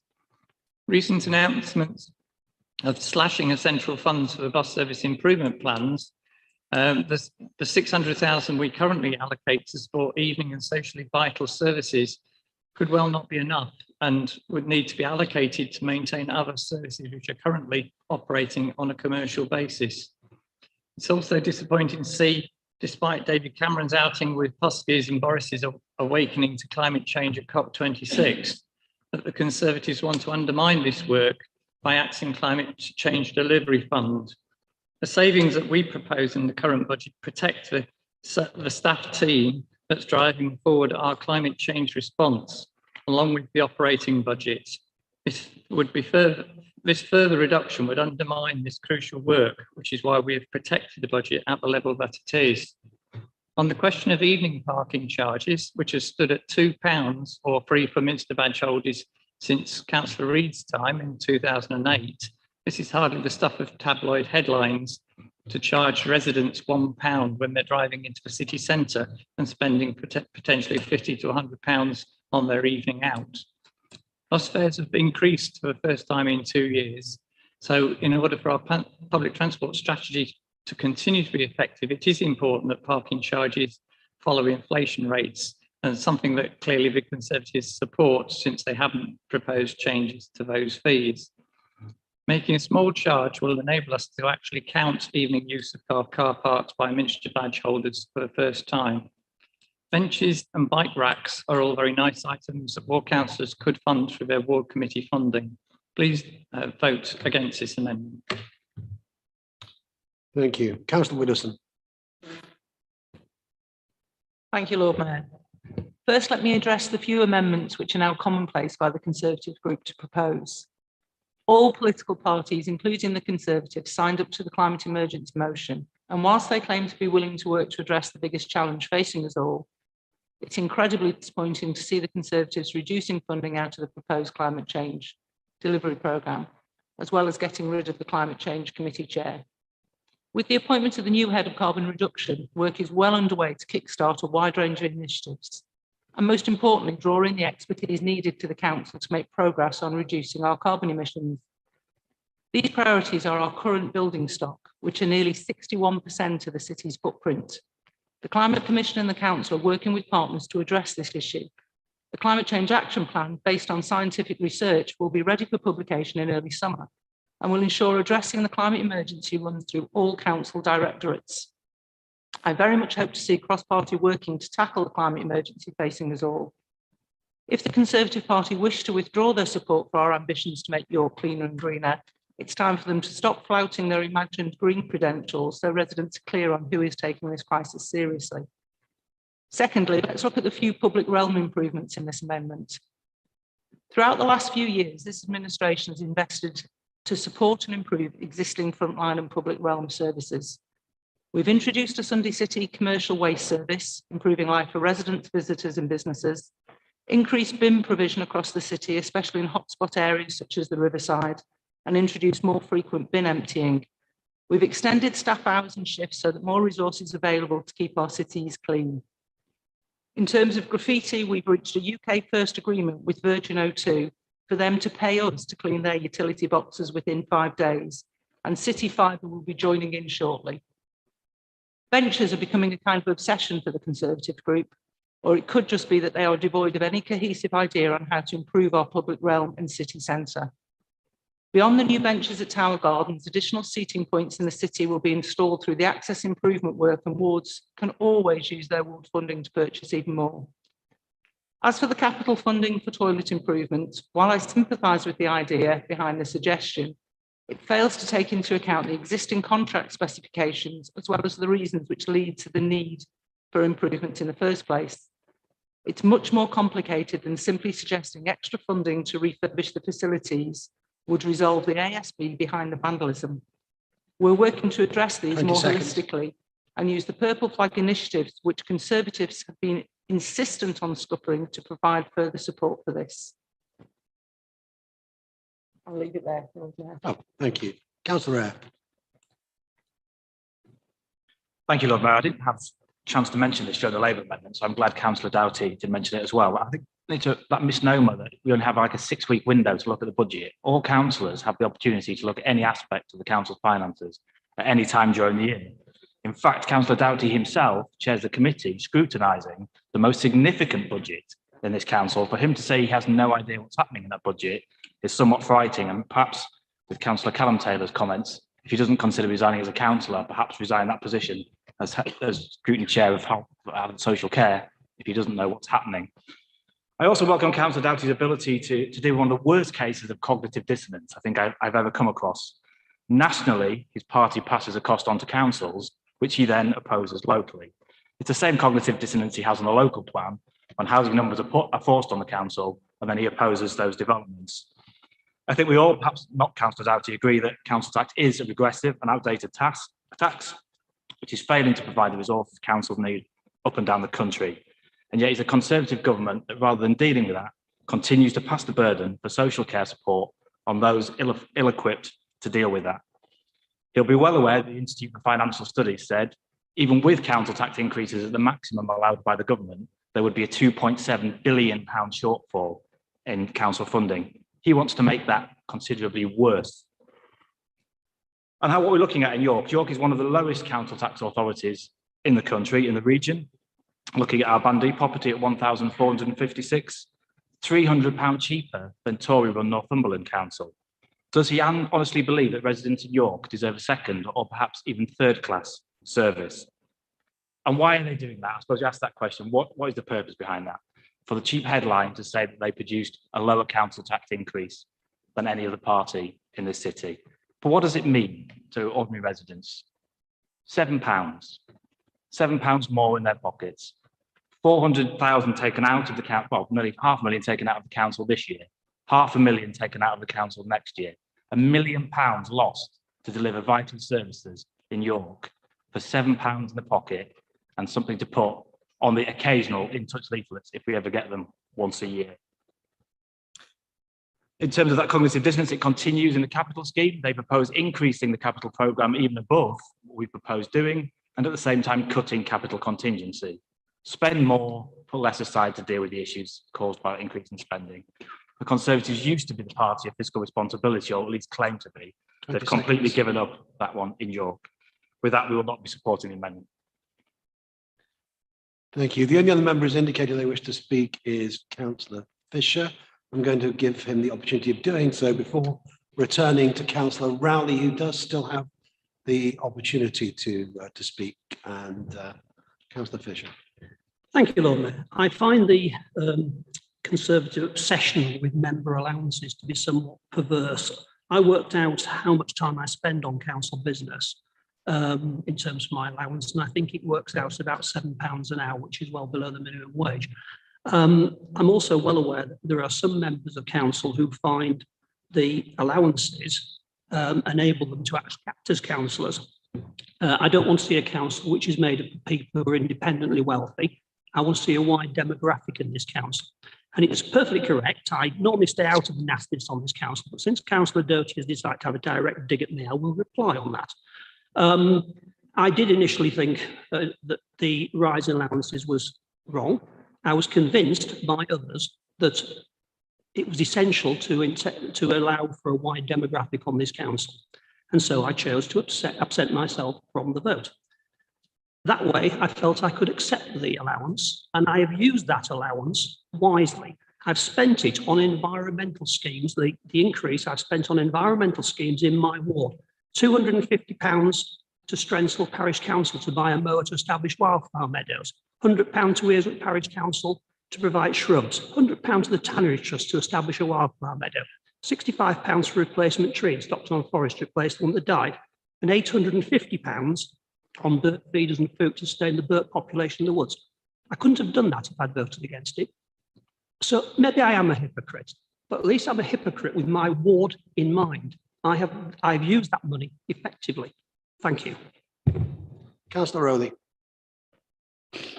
Thank you, Lord Mayor. So I just want to make a few points in the short period of time that I've got, and these are in no particular order, but I just want to mention them because they've been mentioned in the debate. The first thing is the Purple Flag Initiative, £50,000 on what?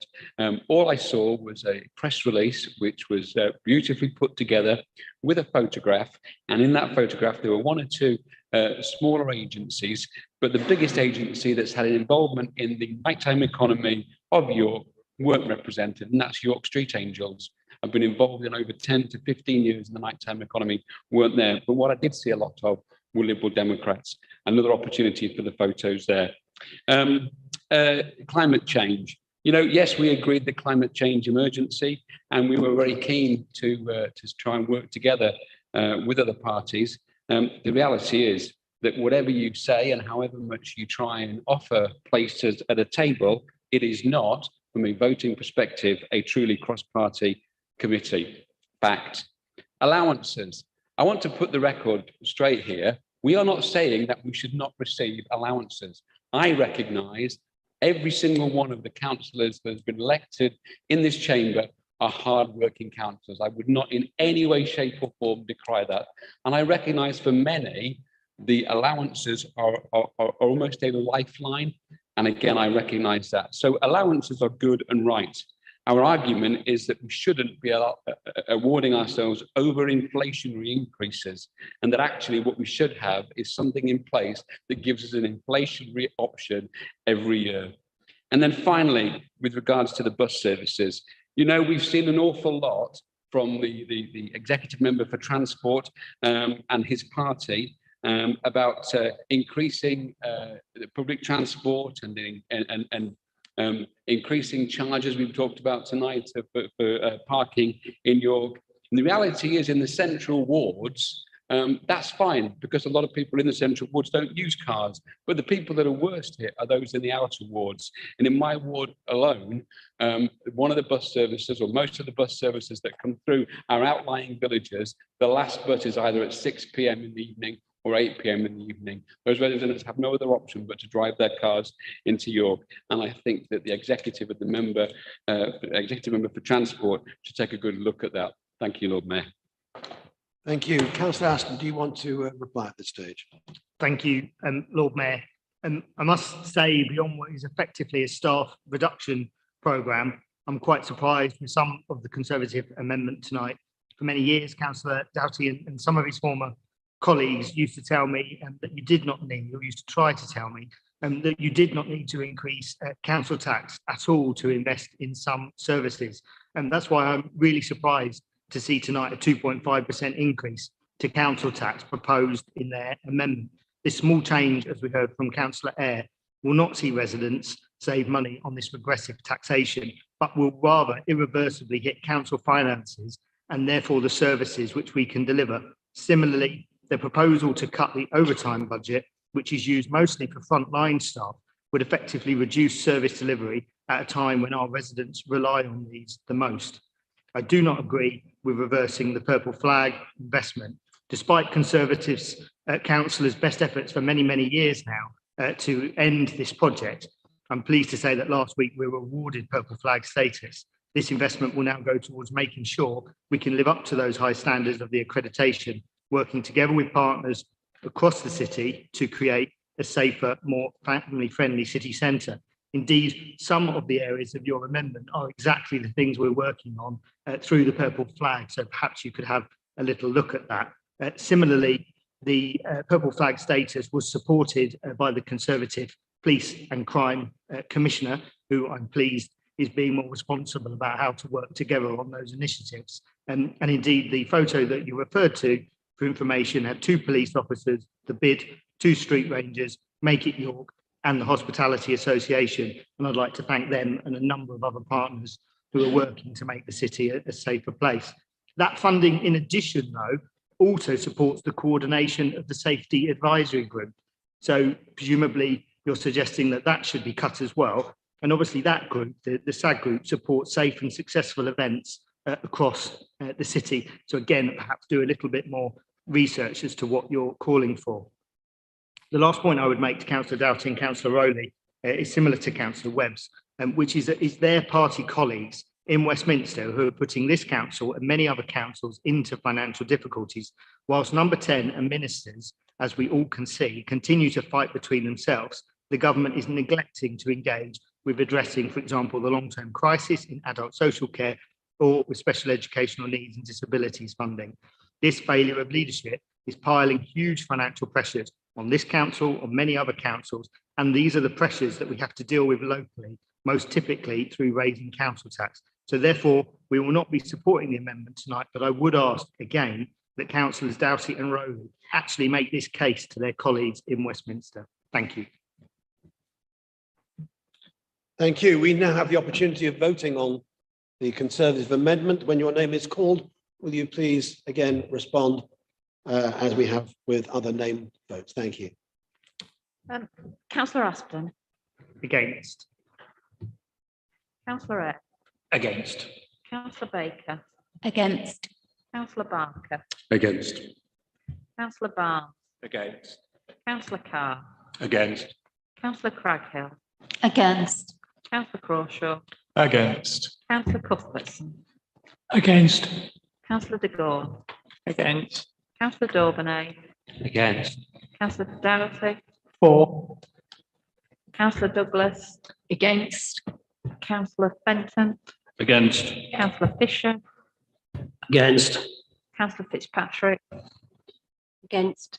Councillor Galvin, Against. Councillor Heaton, Against. Councillor Hollier, Against. Councillor Hook, Against.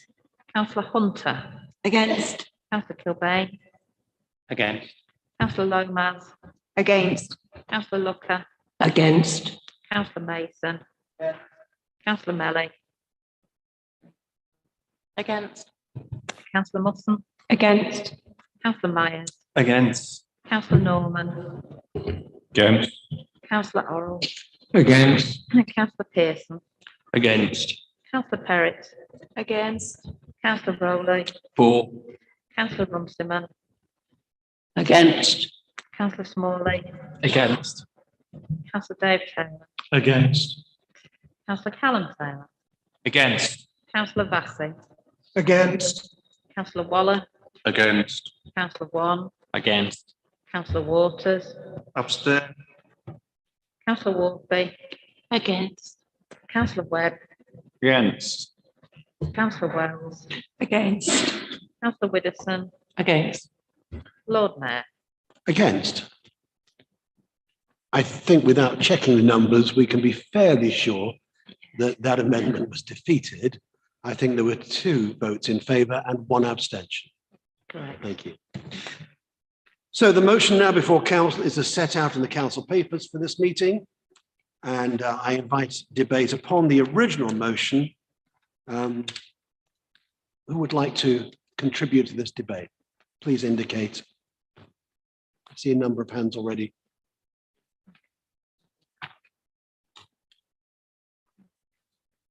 Councillor Carr. Thank you, Lord Mayor. I just want to say a few things. There has been a critical examination tonight of the administration's budget proposals, and there were certainly elements in Labour's amendment which I thought had merit. But I could not support it in the round, and hence my earlier abstention.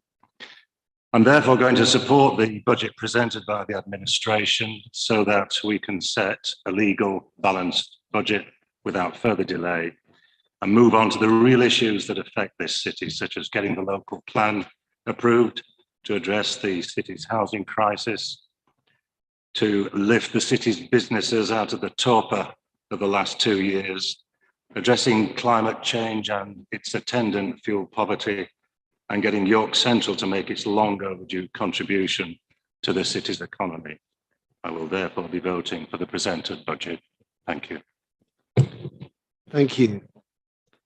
Councillor Rowley. Thank you, Lord Mayor.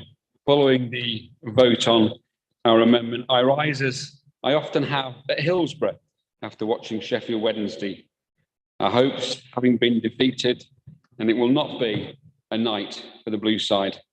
But I've seen how much better things could be. Although a Conservative council majority will probably be the same few years away as Wednesday rising to the Champions League, both have a basis to move upwards, whether from League 2 base or just 2 councillors. You've heard that we're not attempting to change everything, but our amendment showed some of the flaws in the budget. And we've also shown yet again how Conservative administration would be lower cost and delivering more, putting money into pothole repairs and new bus services rather than committee chair allowances and wasteful bureaucracy. We welcome ideas from our previous years that the Lib Dems have embraced, whether it's Henry, work with children's services, driving savings from printing, or the better use of desk capacity at West offices. They also finally not simply hiking council tax by the maximum legally allowed without a referendum. We thought the trend of sky-high Lib Dem council tax increases would slow, but had it down as the budget before the election. They've shown themselves to be cynical, but I'm not sure whether this means they are more or less so than we thought. It's interesting to see a slightly restrained budget from the Greens, who've always wanted to hike council tax more than other groups, and in the times of referendum caps have always gone for the maximum without a referendum, or even beyond that. They are now 1% less than it needs to be. You'd think that they wanted to keep things going for a final year before they are potentially wiped out at the next local election. However, it's not just about 1% lower rate of council tax than the legal maximum. It could be clear demonstration of the utter drivel spouted by the Lib Dems about local government being on its knees and every penny being well spent.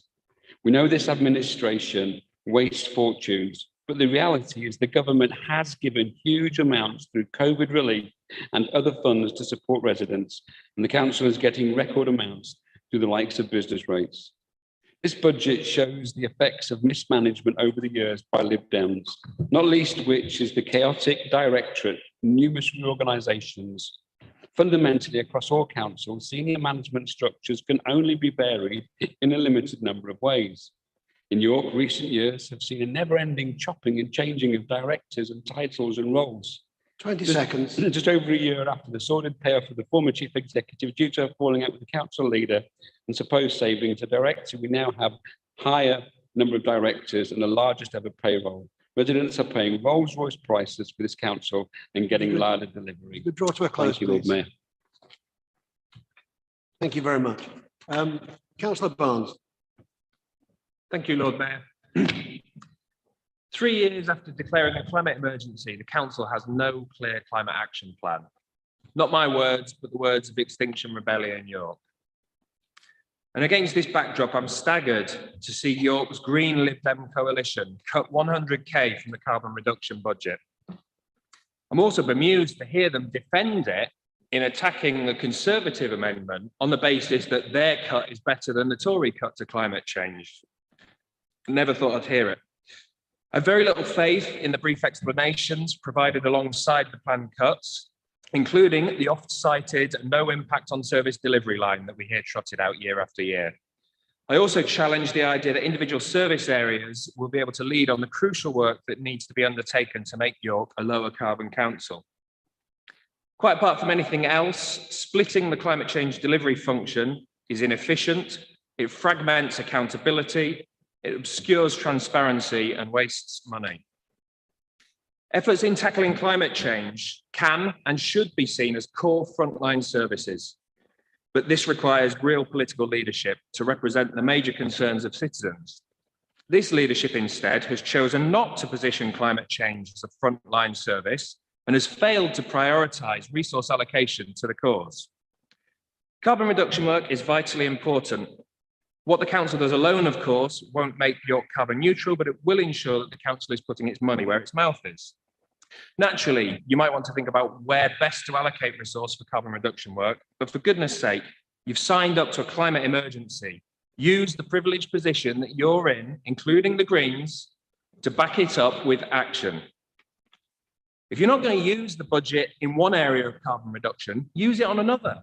It's not like there's no shortage of work. The biggest source of carbon emissions in York is from our buildings, and you could have used this money to heat map the city and better direct future resources. There's a whole host of other actions you could have taken, but you chose not to. Instead, what we've seen from the Lib Dems of late is a laying out of excuses that they can't act on climate change yet because we don't have the local plan in place. All the while proceeding to build an incomprehensible and unnecessary multi-storey car park in the pursuit of revenues. Joni Mitchell would not approve. They're pursuing those revenues with complete failure to take account of the externalities associated in the form of air pollution, congested roads, health impacts, strain on public highway, and the detriment of cyclists and pedestrians. This local plan excuse is weak, cynical, and a transparent ploy could draw to a close, concocted to explain their complete inaction in addressing the climate emergency. Thank you, Lord Mayor. Thank you. Thank you. Councillor Wan. Thank you, Lord Mayor. It won't surprise you that I disagree with Councillor Barnes, and I just want to speak briefly in support of the budget proposals, and particularly the good work that is being carried out with partners to address climate change. As a member of the Climate Change Policy and Scrutiny Committee, I've had the chance to see this work firsthand. With the appointment of the head of carbon reduction, work is well underway to produce an ambitious climate change strategy, which will include a decarbonisation action plan for our own operations in the council, as well as the wider actions of the city. We've already heard plenty about the financial challenges that the authority faces, so I won't dwell on that. However, the proposed investment in continuing our programme to tackle climate change and to improve air quality that's set out in the budget must be viewed against the challenging background. I'm glad to see that despite this, there's a clear commitment to tackling the climate change emergency through tonight's proposals. I'd specifically like to note the substantial capital investment to develop new initiatives to reduce carbon emissions. These include support for the Council's vehicle and infrastructure policy, investment for carbon reduction schemes, and to improve York's flood resilience, as well as the ongoing investment in the city's ambitious zero carbon housing delivery programme and the sustainable travel initiatives. The climate emergency is a major challenge, and it's not going to be solved by one budget line. However, I am happy to see our strong commitments in front of us tonight. And with this in mind, I hope members will support the budget as proposed. Thank you. Councillor Waters. Thank you, Lord Mayor. I was just wondering if the council leader would join me in highlighting the irony of the 6.4 million in revenue budget cuts for 2022-23, as opposed to last year's £6 million loss in revenue due to the educational exemption granted to the 4,100 HMO properties in the city, and whether he would also join me in expressing concern over the motion that was passed at the last full council meeting that was supposed to be initiated without delay, that might stop a worsening of this financial situation that is not progressing at all because the director responsible simply doesn't want to progress the matter.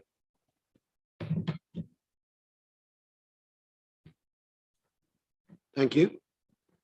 Councillor Crawshaw.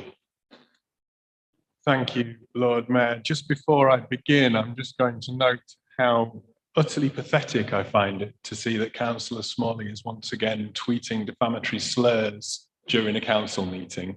And I will be picking that up at a later date. The people who have faced discrimination in this city, given your voting record on the Blue Badge Access, will be appalled to see what you're suggesting this evening.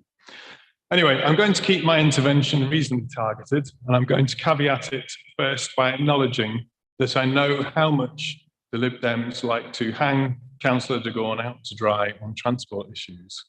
So whilst I remain bitterly disappointed by the lack of progress on key issues like LTP4 and the utterly defensible and discriminatory ban on Blue Badge Access in the city centre, I know that it is not just your fault. In fact, it's all of your responsibility.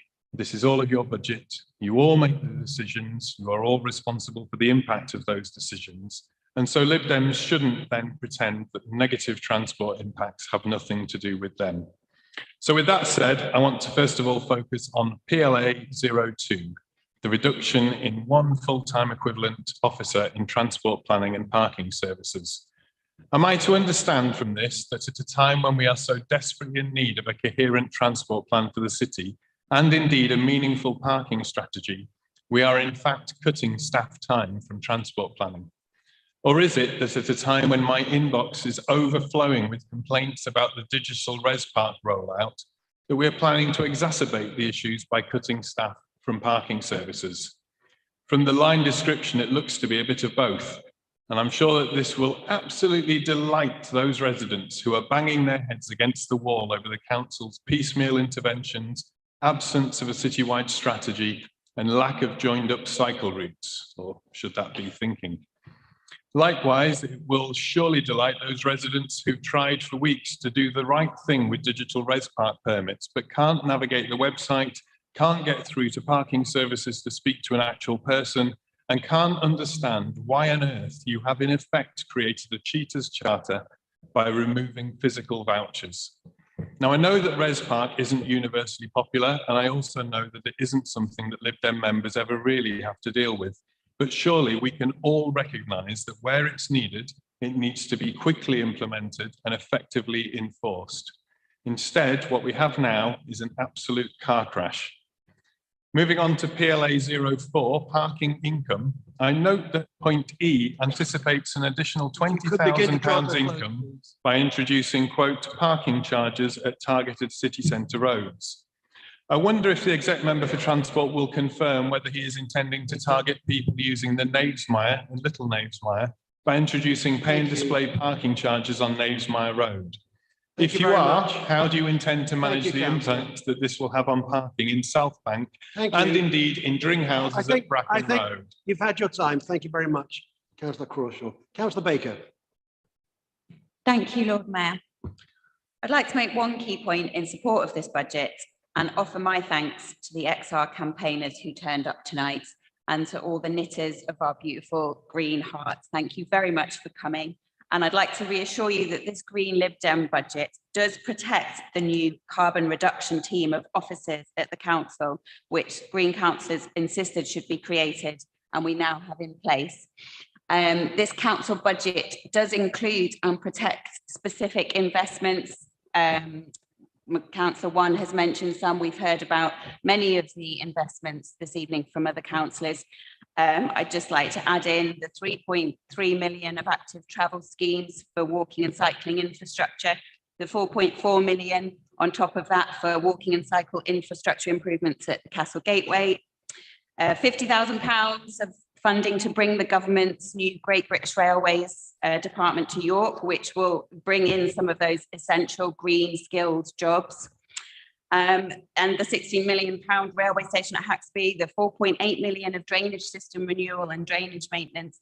All of these things show that the carbon reduction elements of our commitments is of policy across the council. Many millions of pounds, as Councillor Barnes has said, also needs to come from the government and all parts of private and public sectors, and the council cannot do it alone. But what we are doing is having this capacity to coordinate and work to ensure that every council service is taking account of the actions it can do to tackle climate emergency and build those city partnerships so that every organisation in the city is playing a part with the City of York Council. And our budget does ensure that we have that capacity firmly in place whilst making a contribution to the hard to find but necessary savings. Thanks. Thank you. Councillor Runciman. Thank you, Lord Mayor. I have to stand up, Lord Mayor. I've been sitting down for far too long. Our budget clearly recognises the financial reality facing councils as the government fails to live up to their promises of levelling up, fixing social care and supporting local services, and not just in the COVID pandemic. Despite this, proposals continue to invest in protecting the most vulnerable across the city, both through significant investment in adults and children's social care, as well as targeted support for those struggling with finances, mental health and loneliness. Particularly significant is the revenue investment of 4.5 million in health and adult social care, in addition to the 1 million support we agreed last year. This will help rebalance the system to support a greater proportion of people at home with the right level of care, including investment in short-term intensive reablement with appropriate social work and occupational therapy. This budget ensures investment in services based in the community that are easily accessible to residents. They include a drop-in mental health support hub, which will be established to provide low-level mental health support that people tell us they need, particularly following the effects of the lockdown. Many of the challenges in the care system are clearly beyond our control. So working with external providers to ensure safe services and consistency in care delivery is very important, as is meeting our Care Act responsibilities through market management and oversight. The government's reform of adult social care funding has not yet delivered what is actually needed to meet demand. Fine words do not meet rising costs. This, combined with the uncertainty of continued short-term investments and over-reliance on regressive council tax, means the system is far from being fixed. The number of people seeking our help the number who go on to receive support, and the amount and cost of the support they receive has all increased, and this increase will continue. Following feedback from the public, we scaled back some previous identified efficiencies in adult social care to avoid putting even more pressure on services. For far too long, councils have been expected to do more with less, with the lowest funded councils, such as York, feeling this pressure most acutely. Despite this, our 20 budget seconds. proposals would continue to support the most vulnerable in the city, and that at this time is crucial. I would urge all members to support our proposals. Thank you, Lord Mayor. Thank you. Councillor Looker.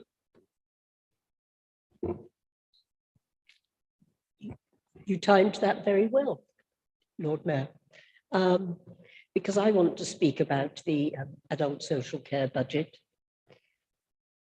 But before I start, can I just say, Councillor Eyre, I have probably seen more budgets in my time than you can begin to imagine. And do you know, I have never known a controlling group, whether they are Conservative, Labour or Liberal Democrat or whatever, who have not said to the opposition, "Yeah, boo, you've only attacked 1%, 0.5%, whatever." Yes, whatever. I've seen them all. And it's a rather hackneyed form of attack. So could you change the record and do something else next time? If I could look at adult social care, yes, I don't envy Councillor Runciman having to deal with this budget. And I hope, looking at it, having gone through the proposed savings and the proposed investment, I hope she is going to monitor it almost on an hour-by-hour basis. Because if she meets the challenges that she has set herself in meeting those savings, I shall probably treat her to a very large slap-up meal. Yes, I might even go so far, Councillor Runciman, to a nice meal, because I think the challenges within that budget are enormous. Having said that, trying to find savings within the mental health budget does seem to me short-sighted. We know, we absolutely know, all of us, that there is a mental health crisis, not only present, but getting worse. There are children, young people, young adults coming out of the pandemic, perhaps successfully, perhaps not, but with an awful lot of mental and emotional stresses that we are going to have to, between us and the health service, we are going to have to pick up. And the earlier you can intervene and the earlier you can step in to support people, the less perhaps we will see a crisis. So I challenge you on this budget, but I really do think that looking at trying to economize on the mental health aspect is short-sighted and will store up countless problems for the future. So I think we will have to wait and see, but I am not comfortable with some of those proposals that you have made. Councillor Eyre. It's in better timing, so I was going to respond to that point, but I won't respond to the comments about 99.7 or that, but I really do need to address those comments on mental health. Yes, there is 31,000 being removed in terms of administrative costs in some of the services that the voluntary sector provide, but that's being replaced with £250,000 of investment in the early help, in the early intervention, in the work with young people, precisely the things that Councillor Looker is talking about. It's a small administrative saving that allows us to invest an extra £250,000. So do not label this in any way or in any of your literatures as a cut to mental health, something that's very key to my heart. It's an increase in spending in mental health of £219,000. It's an increase. It is not a decrease. Councillor Webb. Council, in recent months, this administration has demonstrated a woeful lack of understanding and a woeful lack of care in regards to the needs of disabled people in this city. Late last year, the York Human Rights Network felt it necessary to put out a statement declaring their disappointment and dismay to make permanent the ban on disabled people using blue badges from accessing the foot street areas of the city centre. And now, in this budget, a matter of months later, this administration is choosing to cut 150,000 of money that is used to help disabled children get to school.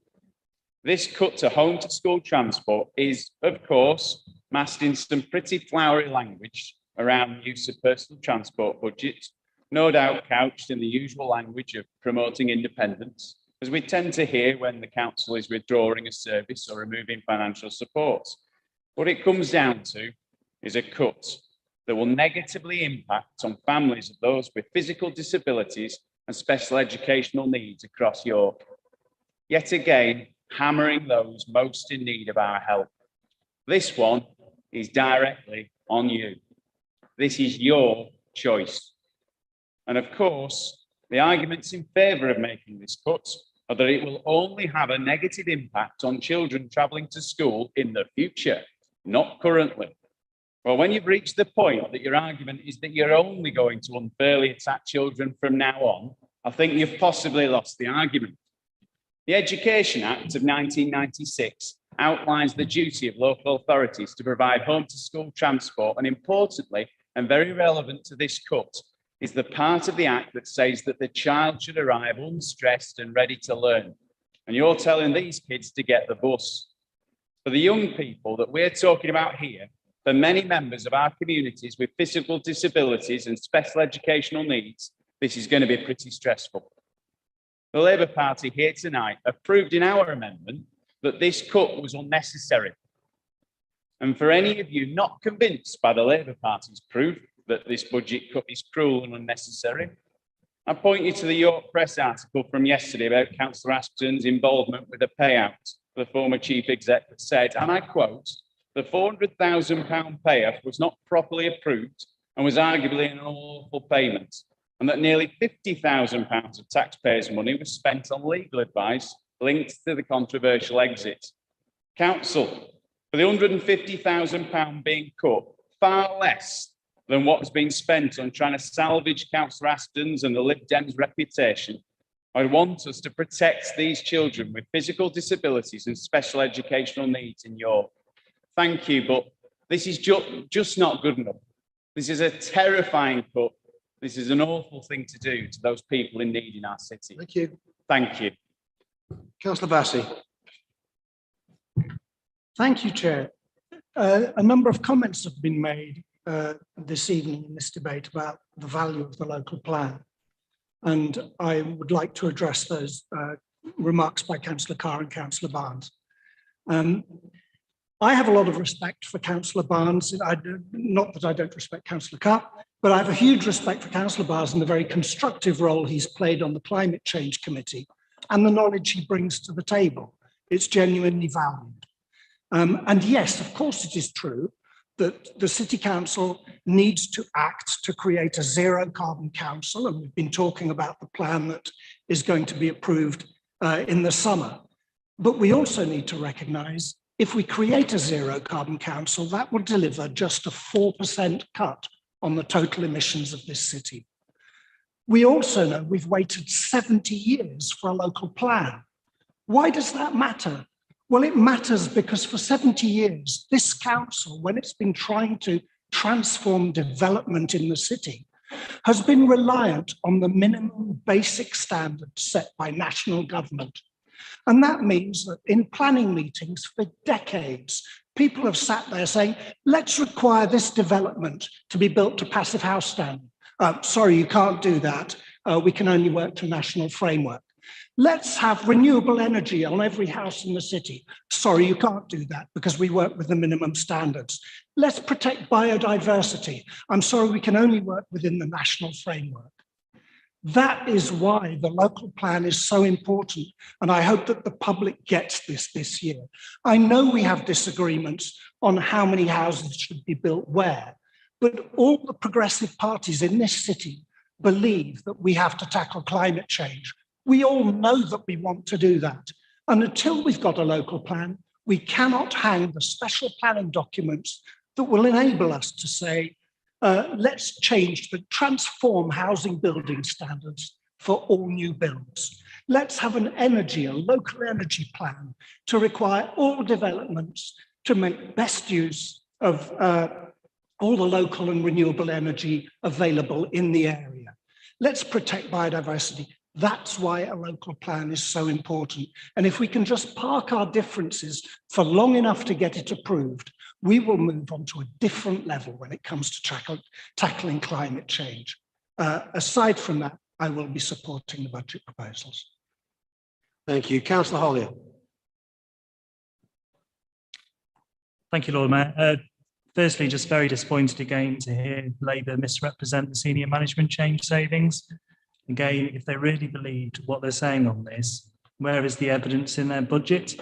They seem very happy to bank the savings that have been made year on year, which will amount to hundreds of thousands of pounds, and yet at the same time tried to criticise the expense that was needed in order to facilitate a saving which will be far in excess of it.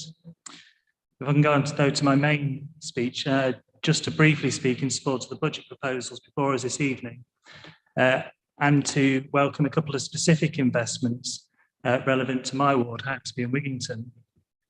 Firstly, the investment of over £4 million to unlock further match funding to deliver a new station in Haxby. As everyone should know, this has been a long-standing campaign in Haxby and Wigington, and by long-standing, I mean long-standing. When I knock on doors, it's one of my residents' top priorities and comes up time and time again. So I'm very pleased to see that this Lib Dem Green administration has backed the local campaign, and although there are, I'm sure, many hurdles yet to be overcome, ensured we've reached the furthest point that this campaign ever has. I'm grateful that the council's executive resisted the blundering intervention of the Labour group, who urged a delay to the decision on the preferred site for an unspecified time period and an unspecified reason, which would have very likely killed the project stone dead, as the government's funding would almost certainly have been lost. I look forward then to the future public consultation, which will help us better understand the local concerns and how they can be mitigated. The other specific investment I wish to welcome is that for the new library for Haxby and Wigington. Again, as everybody will know, this is with the library has been without a permanent base now for a few years, and this is probably the #1 issue that comes up on doors. As we'll all know, libraries are far more than places to borrow books, important as that is, but they form a crucial part of the hearts of our community, particularly those like Haxby and Wigington, who serve an older population and certainly more at risk of adult loneliness. Of course, it was 4 years ago now that York's Conservative group attempted to prevent the council adopting the Lib Dem proposed commitment to protect all of York's staffed libraries. In my view, surely one of the greatest political own goals in York's sort of history since Labour's Prudential Bridge debacle. And I'm sure that's on Councillor Kilbane's bingo card, in the same way that ageist tropes are on mine. How fortunate we are now that that attempt was defeated. Thank you. And that whilst many councils, from Labour and Leeds to Conservative Westminster, are cutting library services, York is not only protecting the service, but expanding it. Thank you very much. Thank you very much. The only member who's indicated they want to speak and who has so far not had the opportunity is Councillor Orrell. So I'm going to finish with that before I give Councillor Aspin the opportunity to respond. Thank you, Lord Mayor. As my colleagues have already mentioned, this budget focuses on delivering support for those who need it the most. We're all aware of the cost of living crisis that is affecting so many of us and our residents. Officially, inflation is 5.5%. Probably for most people, it's double that. And so often throughout the crisis, our Lib Dem Green administration has been willing and ready to step in to patch up this government's inadequate response and support residents across the city. This budget proposes not only unprecedented investment in adult and children's social care, but also sets out targeted support for those struggling with finances, mental health, or loneliness. I'd like particularly to highlight some of the aspects of the budget. The 200k proposed for COVID-19 recovery efforts across local communities. 150,000 investment to assist households via the York Financial Assistance Fund, helping residents on the lowest incomes mitigate the financial impact of the pandemic. And the hundreds of thousands of pounds to support vulnerable children through holiday schemes and an education recovery strategy addressing the disruption caused by the pandemic on pupils. Added to this is also the extension of the fuel voucher scheme, which will see at least 340 families receive direct financial support to cover their bills. Energy bills for homeowners in York are forecast to soar by an estimated £676 per household in April. Despite this, the government's plans will see unfair tax hikes and spread the pain over the coming years. And so often throughout this crisis, our administration is willing and ready to step in to patch up this government's inadequate response and support residents across the city. I hope all councillors will support these proposals to ensure we can deliver the support so many residents are in need of. Thank you, Lord Mayor. Thank you. Councillor Aspin, do you want to reply at this point? Thank you, Lord Mayor. In addition to my speech proposing the budget, I'll respond to some of the debate. I'm pleased that the debate earlier, amendments and the conversations in a sense that we've had do recognise those challenges recovering from the global pandemic that we and all other councils across the country face, which piles on top of those financial difficulties and that social care crisis that we've discussed. That social care crisis in particular needs that long-term solution nationally, and that's why we've been calling on the government to back York through a variety of our campaigns, because we know that there are great opportunities here in York that we are capitalising on and that we could continue to do so much more. Within the ongoing budget, as you've heard, there is over £200,000 of annual savings year on year on senior management costs. That's over 1 million over 5 years. Labour have not reversed that in their amendment. Therefore, we assume that they support that ongoing senior management saving into future budgets. The backdrop with some of those national challenges is that we've increased revenue spending by over 16 million. We've included 9 million for social care and the most vulnerable in the city, as you just heard from Councillor Orwell.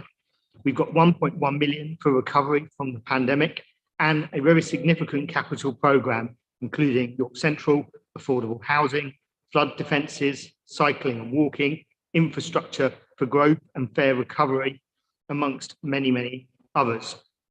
And all of that allows us to focus on continued and greater support for residents, communities and businesses. And that's what I know I and my colleagues will continue to do. And with that, I hope that others will support the budget this evening. Thank you. Thank you very much. So with that, we move to a name vote on the motion. When your name is called, will you please indicate if you're voting for, against or abstaining? Councillor Aston. For. Councillor Eyre. For. Councillor Baker. For. Councillor Barker. For. Councillor Barnes. Against. Councillor Carr. For. Councillor Craghill. For. Councillor Crawshaw. Against. Councillor Cuthbertson. Yeah. For. Councillor De Gore. For. Councillor Dauburnay. For. Councillor Doughty. Against. Councillor Douglas. Against. Councillor Fenton. For. Councillor Fisher. For. Councillor Fitzpatrick. Against. Councillor Galvin. Abstain. Councillor Heaton. Against. Councillor Hollier. For. Councillor Hook. For. Councillor Hunter. For. Councillor Kilbane. Against. Councillor Lomas.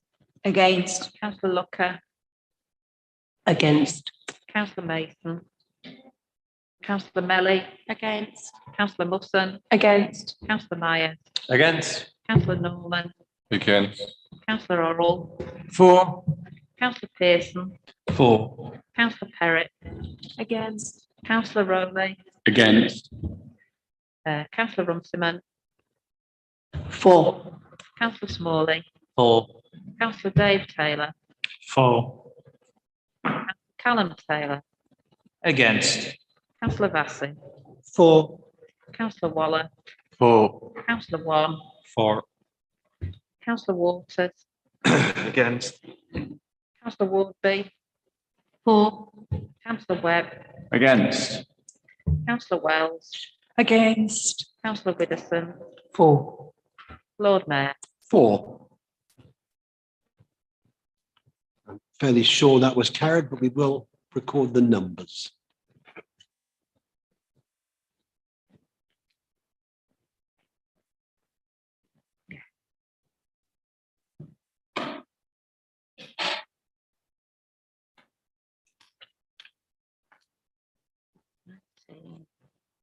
Yeah.